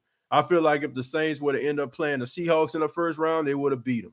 I feel like they would have played Philly, they would have beat them. It's just something about the Minnesota Vikings team. It's something about them that stops the Saints in their tracks. And there's nothing they can do about it. It was just bad luck for the Saints. It was just they picked the wrong team to go in a wild card round against, and sometimes it's like that. Sometimes it's all about matchups, and the Saints didn't match up well against Minnesota. Sean Payton will never commit to run. I wish Chase was coming out. I would love him as our number 2 receiver. Yeah, me too. That guy's a beast. Man, I thought Chase was a junior. He's a dog. Now he's a sophomore. I'm going with the Chiefs in the Super Bowl. Chase a sophomore. Yep. Because every year I'm tired of watching the Patriots. Yeah, me too. I'm tired of watching the Patriots. Let's see. What's the LaVishka? And I guess somebody say he looked like Deebo Samuel's clone. He's nice. What if we get Thad Moss, Randy Moss' son, in the 3rd round? Yeah, that would be a good pick. The Saints need another pass-catching tight end. I feel like you put somebody else on the opposite side of Jared Cook, I think you have yourself a recipe for success. I think the Saints need to look at another pass-catching tight end and not just Jared Cook. Let's see. I wouldn't pick JJ in the 1st round. Well, I mean, I feel like the Saints do need to go wide receiver, though. Athletes are often getting educational exceptions in college. I've seen it happen firsthand. Let's see. 3rd round is too high for most. I see Alizé Mack 2.0. I don't see that Alizé Mack. I think that Alizé Mack, he would just, he just couldn't stay healthy. But look at him now. He get a chance to go to the Super Bowl because he played for the Chiefs. So, it's not all lost for him, right? Saints end up releasing him. The Chiefs pick him up, and look at him now. This man could possibly win a Super Bowl ring. Sean Payton needs his leg broke again. He was calling better plays in the press box. Dad Moss Cole, I like him. Yeah, he's slow though. I'll tell you that. That boy running like he has cement in his shoes. Facts. Allaire is a better Mark Ingram. No, he is not. No, stop it, stop it, stop it, stop it. He is not a better Mark Ingram. He is not. That's two different type of running backs right there. I feel like he more Darren Sproles than Mark Ingram. And I just think that the way that he plays, he just plays with a lot of heart. But he's not better than Mark Ingram. I ain't see that. He has good field vision. He makes good decisions. But once again, will he be able to like sustain and run between the tackles and be every down back? I just don't see that. We need linebackers. Too bad Klein and Kiko ain't it. Anzalone is injury prone. I like AJ Klein. I think AJ Klein is a good linebacker. Kiko Alonso is good too. He just stay hurt. And Anzalone, like you said, he is injury prone. I mean, he's good on the field when he's there. He makes plays. He makes tackles. He's really good at covering the tight ends, but he just can't stay on the field. Always a shoulder, always a knee, always something that's causing him to miss X amount of games. So, honestly, to me, he reminds me of Sean Lee. Sean Lee, when he's in a game, everybody sees him. Everybody knows that Sean Lee is out there. He plays really well, but it's only a matter of time for Sean Lee pull his hamstring. He out for the rest of the season. That's what Alex Anzalone is to me. He's the Saints version of Sean Lee. Got to get fast at linebacker. Demario Davis needs help. Yep, we need some young linebackers. That's something I feel like the Saints need to think about getting in the offseason. If you want to spend some money on free agency, you spend your money on a linebacker. That's what you do. Like, forget going out here getting a wide receiver in the free agent market. You get yourself a young wide receiver in a draft, and you try to get yourself a linebacker free agency. I think that Everson Griffin, I mean, I know he's not a linebacker, but you get somebody like that can go on the opposite side of Cam Jordan and rotate with Davenport, and you get yourself a linebacker, man, a guy that can go sideline to sideline just like DeMario can. Let's see. DeMario doesn't need help. Well, yeah, he do. Anyone notice how fast Niners linebackers get to those edges? We got to be able to do that in the playoffs. Cooks destroyed us, but Niners, different story. Yeah, man. I mean, you got them fast hybrid type linebackers. I mean, that's the wave right now. Those guys, that big bulky linebackers, that's kind of passe. You got to be able to, be able to cover the tight end. You got to be able to cover the running back. You got to be able to tackle in space. You got to be sideline to sidelines. And, you get yourself some linebackers like that, and I think you should be okay. But the linebackers that can't cut, AJ Klein is good. I would re-sign him. I know he's an unrestricted free agent right now, but I'll sign him. Imagine if we had Randy Moss, son from Louisiana State University, on opposing sides of Michael Thomas. Like I said, I think he's a good pass catcher. I think he's an okay blocker. And I think that the Saints do need another pass catching tight end. If the Saints can find a George Kittle or something like that in the draft, that would be really, really nice. But George Kittle is one of those guys that come around every day. And the reason I'm saying that is because Gronk, you know what I'm saying, got drafted, about a decade ago. So George Kittle is the second version of a Rob Gronkowski. Let's see. But Klein is suspect in coverage. I don't know about that, man. I mean, AJ Klein can make some plays in coverage, man. I'm not gonna say that. Is he the best covering linebacker ever? No. I mean, but he can get interceptions. He can make tackles in space. So I wouldn't mind keeping him. Klein is slow. He gets beat by every single running back in the league. We need way better linebackers. Nah, I don't agree with that, Jay Woods. I don't think he get beat by every running back. But I do feel like the Saints need some young sideline to sideline linebackers, okay? But I do think that you need to sign back A.J. Klein, one for his leadership, one because him and Demario Davis have really good chemistry, and I think he has a lot to bring to the table. We need a number 2 receiver. That's why we never win in the playoffs. That's not the reason why we will never win in the playoffs. We don't win the playoffs because we can't make stops when it matters most. Saints damn near need a number 3 or better defense at Brees' return. At age 41, he's limited. Yeah, you got to have yourself a lights out defense, and you definitely got to have yourself a running game. That's what the Saints need to be focused on. That's what they need to be focused on. I've been saying that the Packers didn't deserve to be the number 2 seed. I think the world sees that now, my friend. I think the world sees that now, which I feel like that was just a long time coming. The real IB says, I farted while you were talking, TJ. Well, thanks for letting us know. And thank you for the $2. You donated to say that you farted. Everyone been saying that Jerry Porter Jr. is for real. Let's see. Then we signed Maurice Harris to reserve contract. I think we did. 1 year ago today was one of the worst days of my life. Yeah, it was pretty rough, man. That's the reason why I can say I'm wearing this T-shirt tonight. It says Russ Blue Day because of the 1 year anniversary.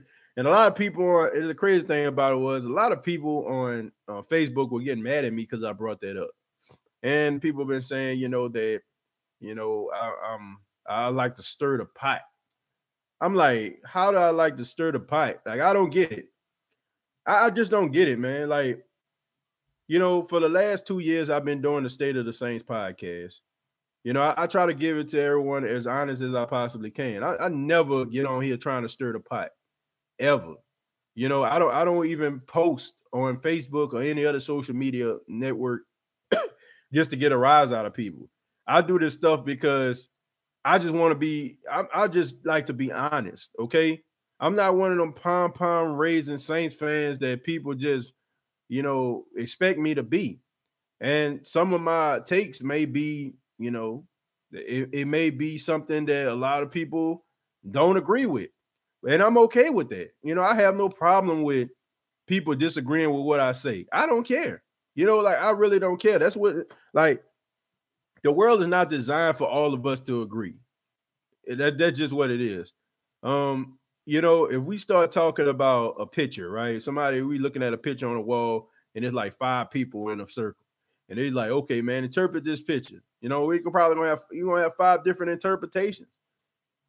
If I can sit up here and just tell you that the Saints, are going to win, and I tell you why, I'll be doing a disservice to each and every one of you if I just came on here and we're just singing the Saints' praises after we all know that they didn't play their best. We all know that, we got to face facts. We have to face facts. This team has been choking over the last 3 years, and people may not want to hear that. Sometimes we don't want to hear the truth. We don't want to hear that. My girl was joking around with me today. She was like, you don't want to hear the truth. You know what I'm saying? But we don't want to hear the truth. We don't want to hear the truth. We want watered down.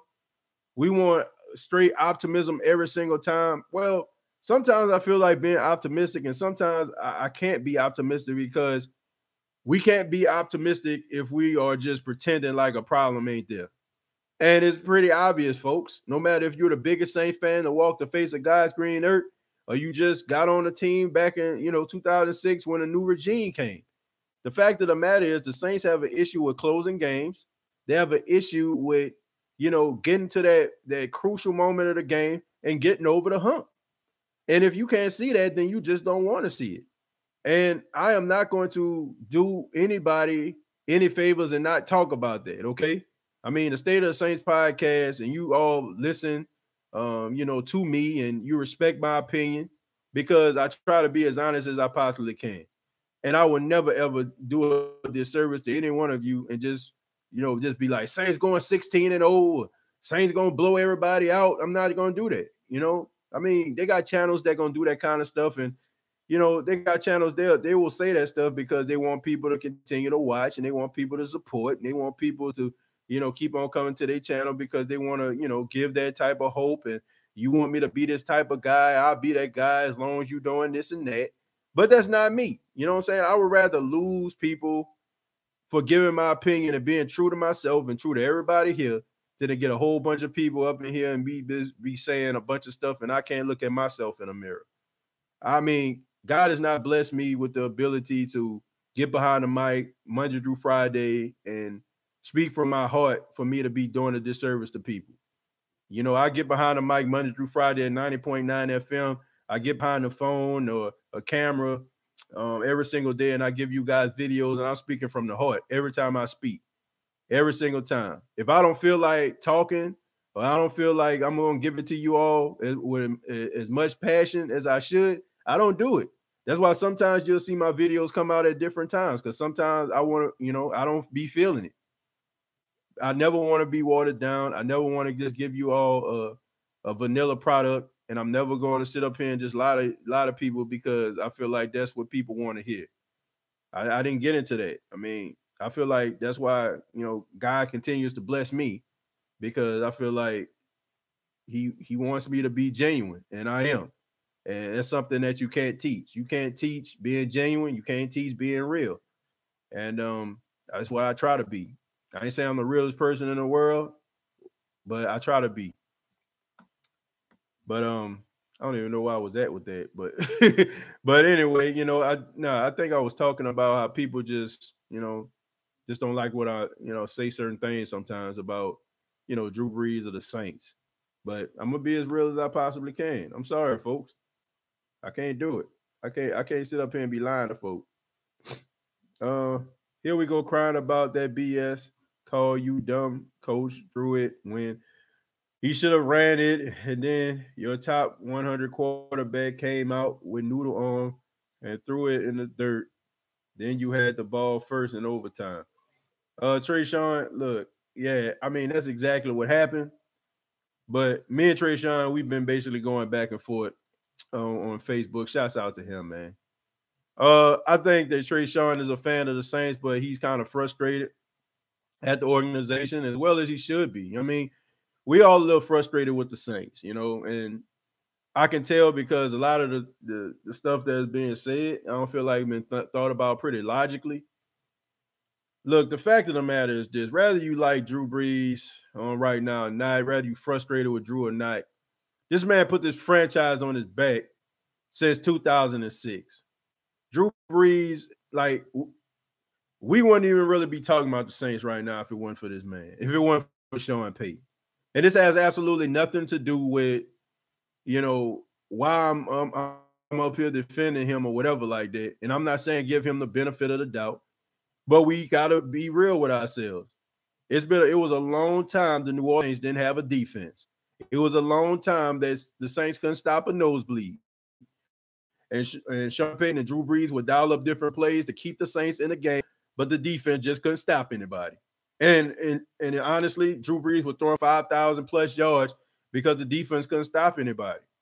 And this man put that team on his back for, over a decade.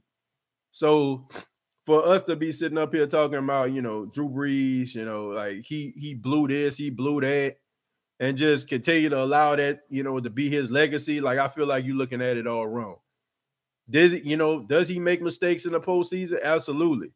But like I said, you would not be talking about this team right now. You would not really, even be discussing the Saints organization if it wasn't for this guy.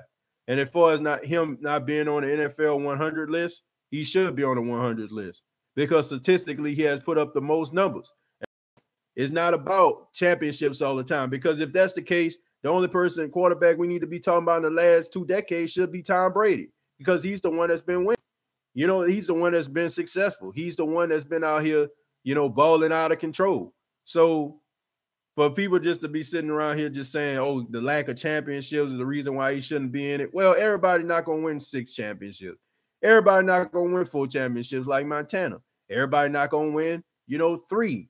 Everybody not going to do that. I mean, the fact is, Drew Brees deserves to be there. And that's just what it is. Let's see. You don't need to tell the truth. You almost had to know the NFL was going to use the new PR rule against us. We did. Choke. Yep. 0-3 Saints in the playoffs. We don't know how to close. Yep. About time start telling the truth. We choke, and we are some choke artists. Well, that's what they are. I mean, they've been choking in the playoffs, but I'm not going to sit up here and say, like they just awful or whatever like that. Gigatis 13-3. How many Super Bowls do we have? We got 1 Super Bowl. But I mean, so do the Green Bay Packers. I mean, with Aaron Rodgers. I mean, the Saints aren't the first 13-3 team that didn't make the playoffs. I mean, didn't go to the Super Bowl. The Packers did it a couple years back too. Like, I don't know, man. Like I said, like I said, I understand people's frustrations, but I'm not going to sit up here and just act like Drew Brees didn't do absolutely nothing. And I'm not going to allow my frustration from one wild card game to dictate and take away from what this guy has done for this organization. I mean, do I feel like he needs to consider retiring? Absolutely. But I'm not going to sit up here and say he's not a top one. He shouldn't have been in the top 100. He definitely should have been in the top 100. I'll put it like this, right? Okay, we talk about LeBron James, right? Whether you like LeBron James or not, we talked about the decision, right? When he decided to go and play for the Miami Heat. And he ended up going to the Miami Heat, and he won 2 championships with them. And people were like, well, you had Bosh, you had Wade, you was politicking, you got all the different guys. I mean, you got Kyle Korver down there. No, not Kyle Korver, Mike Miller down there. You had Udonis Haslem. You had everything working for you. You even got Ray Allen from the Celtics. But then he decided to go to Cleveland, and he ended up coming back down from 3 games to 1 versus the Golden State Warriors. And people said that championship that he won in Cleveland was worth about 5 or 6 championships that he could have won down there in Miami. If you look at the Saints and how they just was a struggling franchise, this is what I want people to understand, okay? If you look at the fact that the Saints were a struggling franchise and a laughingstock in the National Football League probably throughout almost their entire existence, and for this guy to come in and win a Super Bowl with the lowly Saints, I feel like that's equivalent to Aaron Rodgers winning multiple Super Bowls if he was to win one, Ben Roethlisberger winning multiple Super Bowls with the Steelers. I feel like it means more because what the team was, I mean, this team was, man, for real. This team was not worth talking about before this guy got here. I mean, you got to consider that. I mean, you have to consider that.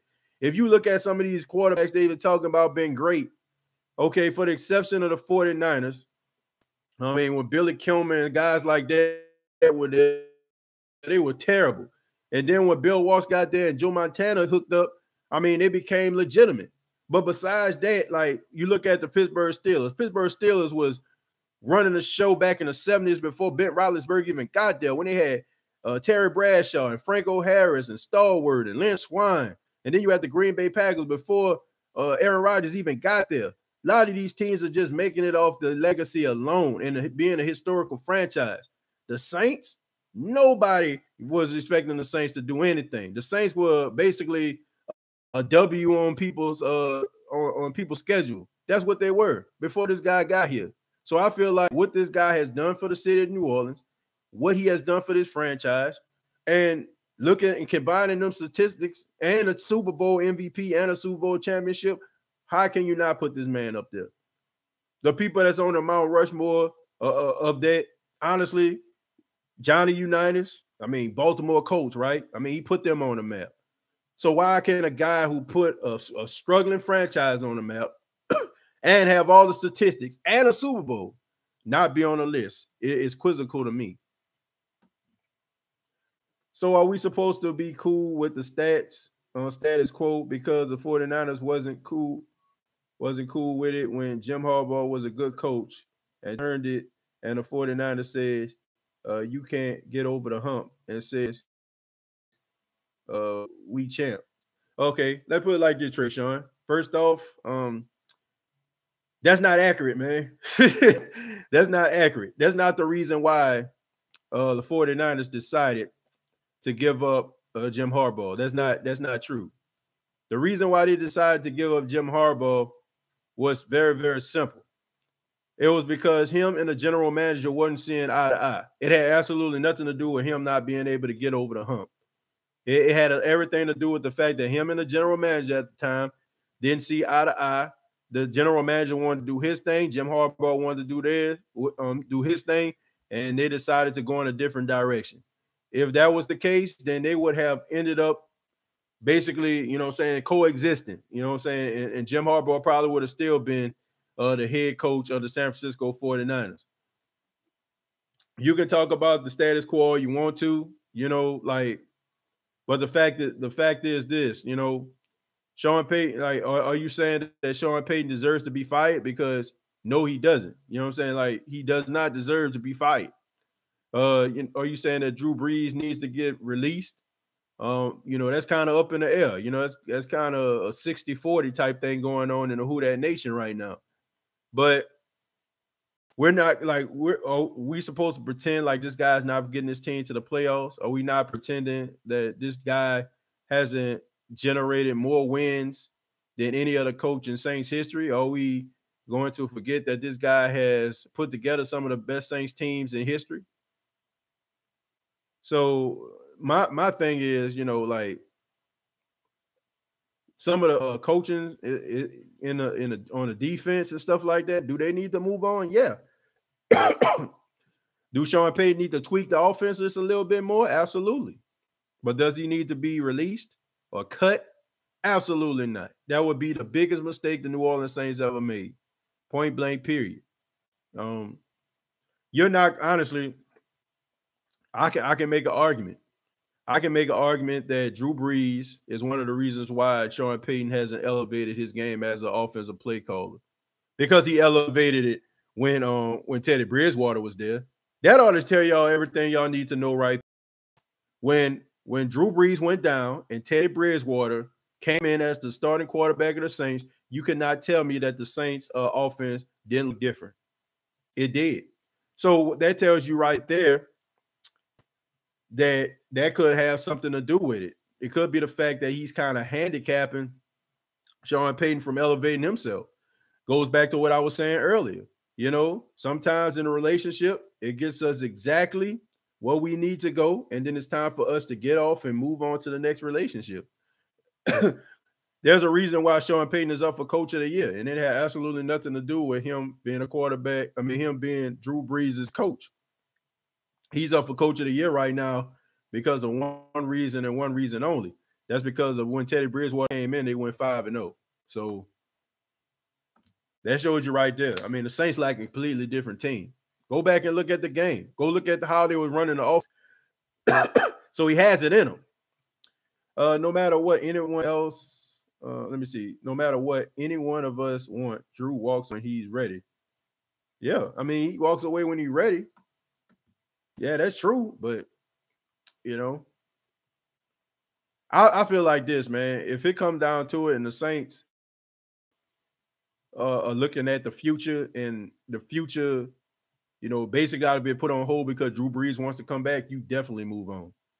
If you feel like the quarterback of the future is in your locker room and you decide to let him go because you want to keep Drew Brees again for $30+ million, you let him go. I mean, look, man, everything, like, I understand. Like, trust me. I understand how we feel about Drew Brees. I understand how we feel about, man, this is how we are in Louisiana. We family oriented. Like, we love hard in Louisiana. Like, in the South in general. Like, when we love hard. And it's hard for us to let things go. But sometimes we got to let those things go in order for us to grow. And if it came down to it, like I said, man, I would love Drew Brees.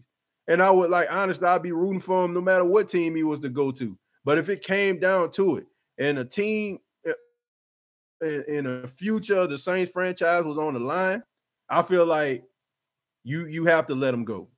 And honestly, I don't think Drew Brees is that selfish to a point where he would be like, okay, you know what I'm saying, I'm going to take this money at the expense of the fact that the Saints might end up being a struggling franchise when I'm gone. I don't think he would do that.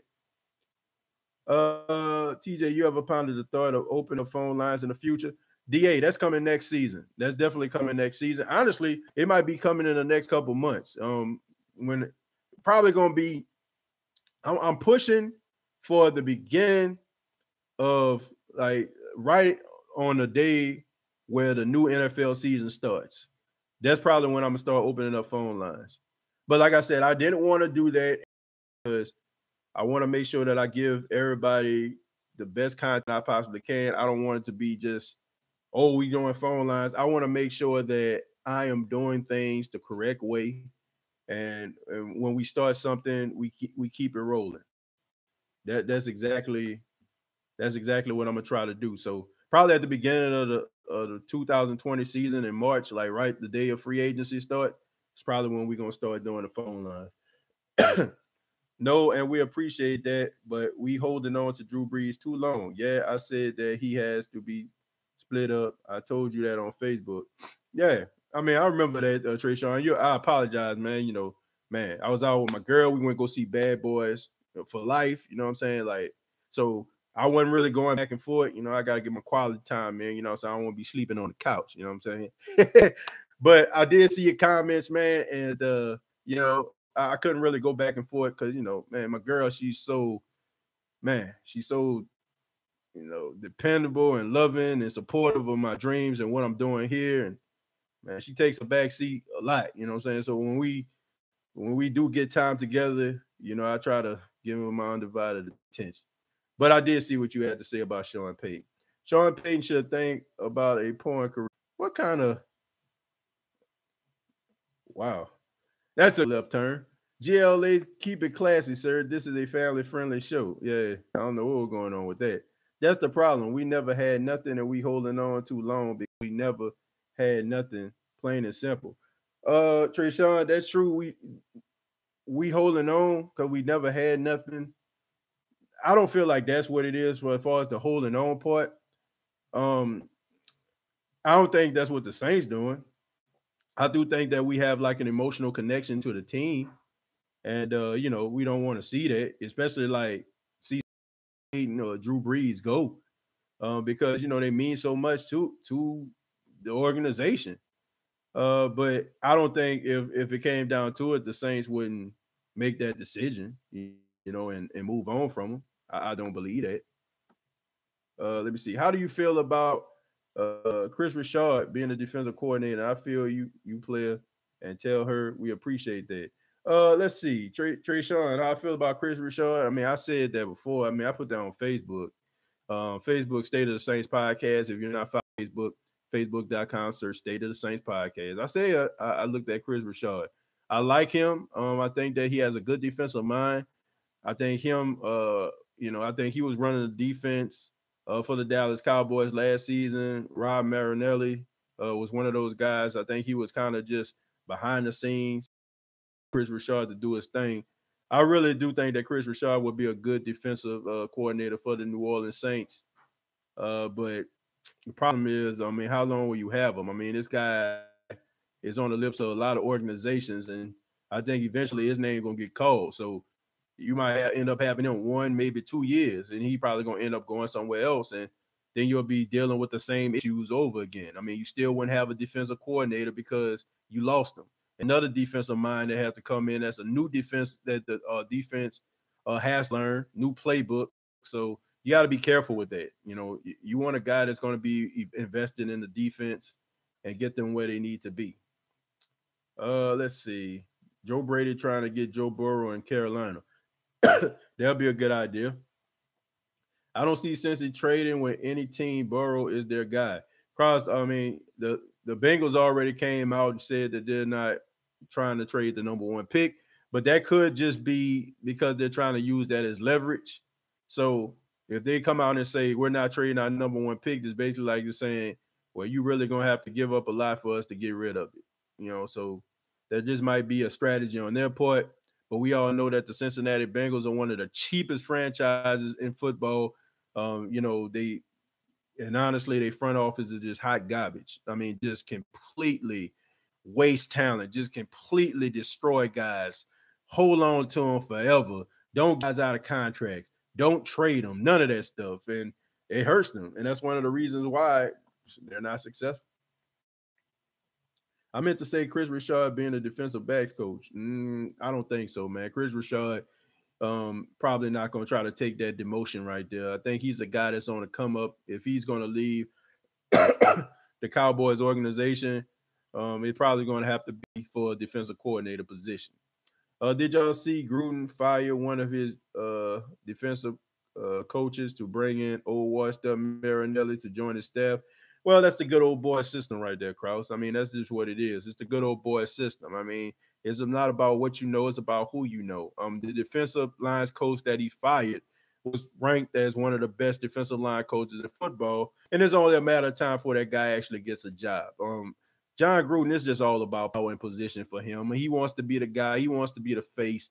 Back in the 1980s, during the 85 Bears, when they reigned supreme, I think Mike Dicker, who was the head coach, he would go into the locker room and tell all the players that he didn't want them to be out here doing commercials. He didn't want them out here getting a whole bunch of endorsements to be a distraction to the team. Meanwhile, he was all on everybody commercial. And a lot of people felt like that's because he wanted to be the face of the franchise. He didn't want it to be Walter Payton. He didn't want it to be William Refrigerator Perry. He didn't want it to be Mike Singletary or even Jim McMahon. He wanted to be the face. And I feel like it's the same way with John Gruden. John Gruden is a guy that has an ego just like Sean Payton. But even though Sean Payton has an ego, he doesn't really care about being the face of the franchise. But John Gruden actually does. John Gruden wants to be the David Ruffin to his, to the Temptations. He wants to be Smokey Robinson to the Miracles, okay? He wants to be Michael Jordan to the Bulls. That is what he wants to be to the Raiders organization. And he's going to keep on bringing in guys that he knows that's not going to rattle a bunch of cages, the guys that's not going to be a bunch of divas, and guys that's not going to stand out, so he can be the undisputed face of the Raiders. And Marinelli, is he a good coach? Yeah, he's a good coordinator. Head coach, he sucked. I mean, it's a reason why his 0-16 Detroit Lions team is in Canton right now for being the first winless team in all of football. But, I mean, getting rid of this guy, I mean, I'm not surprised. I'm not. Probably because the guy was getting that type of attention. Let's see. But that game we played, once you start to win, you start to lose your coaches, whether you like it or not. Yeah, absolutely. You start getting attention because teams are wondering who on the coaching staff and why is your team so successful. It's just the nature of the beast, man. You're going to lose coaches. That's where it comes down to front office, Sean Payton, and getting good coaches in here that can, bring the best out of your players. I think the Saints should look at Jalen Hurts. Yeah, I said that, and I said that on one condition. I said if the Saints decide to get rid of Taysom Hill, I think that you should look at Jalen Hurts. Now, you shouldn't look at Jalen Hurts if you're going to keep Taysom Hill, okay? Because Taysom Hill is kind of similar to a Jalen Hurts. He's faster. He's not as elusive as Jalen Hurts is. I think his arm is a little bit stronger than Jalen Hurts. And, I feel like the ceiling of Taysom Hill is a little bit higher than Jalen Hurts. Jalen Hurts is one of those guys that he's going to be a work in progress, okay? I mean, he's one of the guys that's going to have to learn. I know we've seen Lamar Jackson and stuff like that come in the league and take it by storm, but Lamar Jackson was a really smart football player. And what they do out there for with the Baltimore Ravens and what they do offensively for him, I think Jalen Hurts is going to need the same type of situation. It was just a blessing for him to go to the Ravens. Anywhere else, I don't think that Lamar Jackson would have been as successful. Sean needs to be called out by someone. His assistants won't do it. He has too much power in New Orleans and hard-headed. I think he does need to be accountable, but the thing about it is, I mean, Gail Benson not going to say anything. Gail Benson loves him. To be honest with you, I know they had some disputes and stuff like that, but me personally, I feel like the Saints would have had multiple Super Bowls if Rita Benson LeBlanc was still an executive with the Saints. Rita Benson LeBlanc is Tom Benson's granddaughter. And when the Saints were like really rolling and stuff like that, being a high-powered offense, running the football and stuff like that, she was like over operations. When they won the Super Bowl, like she was over it. Then I think around 2012, that's when all that stuff started to go down. And, Tom Benson like took her responsibility and gave it all to Gail Benson. Gail Benson is just basically a figurehead. I mean, she's basically like the Mother Teresa of the New Orleans Saints. I mean, she really doesn't handle any of the business. She doesn't do any of that stuff. I mean, you have all those executives and stuff like that be in the room with her. I mean, she loves Sean Payton, and she's not going to get rid of him. So Sean Payton has like unlimited power when it comes to the Saints. And why would he want to give that up? You know what I'm saying? Honestly, You can make an argument to say that he's one of the he seemed like he's a part owner. And I think it's going to be that way. I don't think that she's going to want to get rid of Sean Payton for absolutely nothing. Like I think that she's willing to go down with the ship for with Sean Payton. But I do feel like Sean Payton needs some guys, in that's on the executive board that's going to hold him accountable. And I don't think that Gail Benson is going to hire anybody like that. So I think we're going to be having the same type of issues. I think that Sean Payton is not going to get guys that challenge him. I think he's going to get a bunch of what they call yabba dabba do boys that are going to say, yes, yeah, you're right, Sean, you're right. And when you have a bunch of guys like that don't challenge you, you're going to have the same problem. So, and we all know when you question Sean Payton, anything that he do, he'd rather he trade you or he get rid of you. I mean, ask Akeem Hicks, ask Junior Gillette, ask Brandon Cooks. List goes on and on. I mean, ask Rob Ryan. You know what I'm saying? Ask him. I mean, ask some of these other guys. Ask Steve Spagnuolo. Ask those guys. What's Sean Payton to do if you question him? Let's see. Ricky Whitfield. I saw John Gruden was trash and he let Khalil Mack walk. Dude is dumb. Once again, what was Khalil Mack? Khalil Mack was the what? Face of the franchise. He was fired by Mike McCartney, Chris Richard, so you have to suck your pride up and take what you can get to get your dollars up. And how do you feel about Jacob Phillips or maybe Kristen Fulton? Yeah, I like both of those guys. I think they'll be good fits. Chris Richard, I don't know. He might end up with the Saints, regardless. He might end up coaching the linebackers. He might be the next guy that they end up getting. Wouldn't be surprised if they end up getting him. Gruden has issues. Yep. You must have read some of my messages. Honestly, not really, man. I guess we just speaking the same language, Sean. I guess so, man. Refs blew that. Yep, absolutely, man. The ref blew it. It was a combination of the ref and bad play calling. Let's see. I think that's all of the messages, man. We went about 2 hours, man. Like I said, we're going to continue to do this throughout the off season. So just feel free to bring your questions. This has been a State of the Saints podcast. Once again, my name is TJ Jones. If this is your first time checking out the podcast, please subscribe to the YouTube channel, youtube.com, search State of the Saints podcast. Go to facebook.com, search State of the Saints podcast. Twitter at SOTS Podcast 8. That's SOTS Podcast 8. And you can follow me on Instagram at TJ Jones _ TJAY Jones _ So thank you all very much for taking the time out and making the State of the Saints podcast a part of your night. Once again, my name is TJ Jones, the host of the State of the Saints podcast. And till next time, all I got to say is, who dat?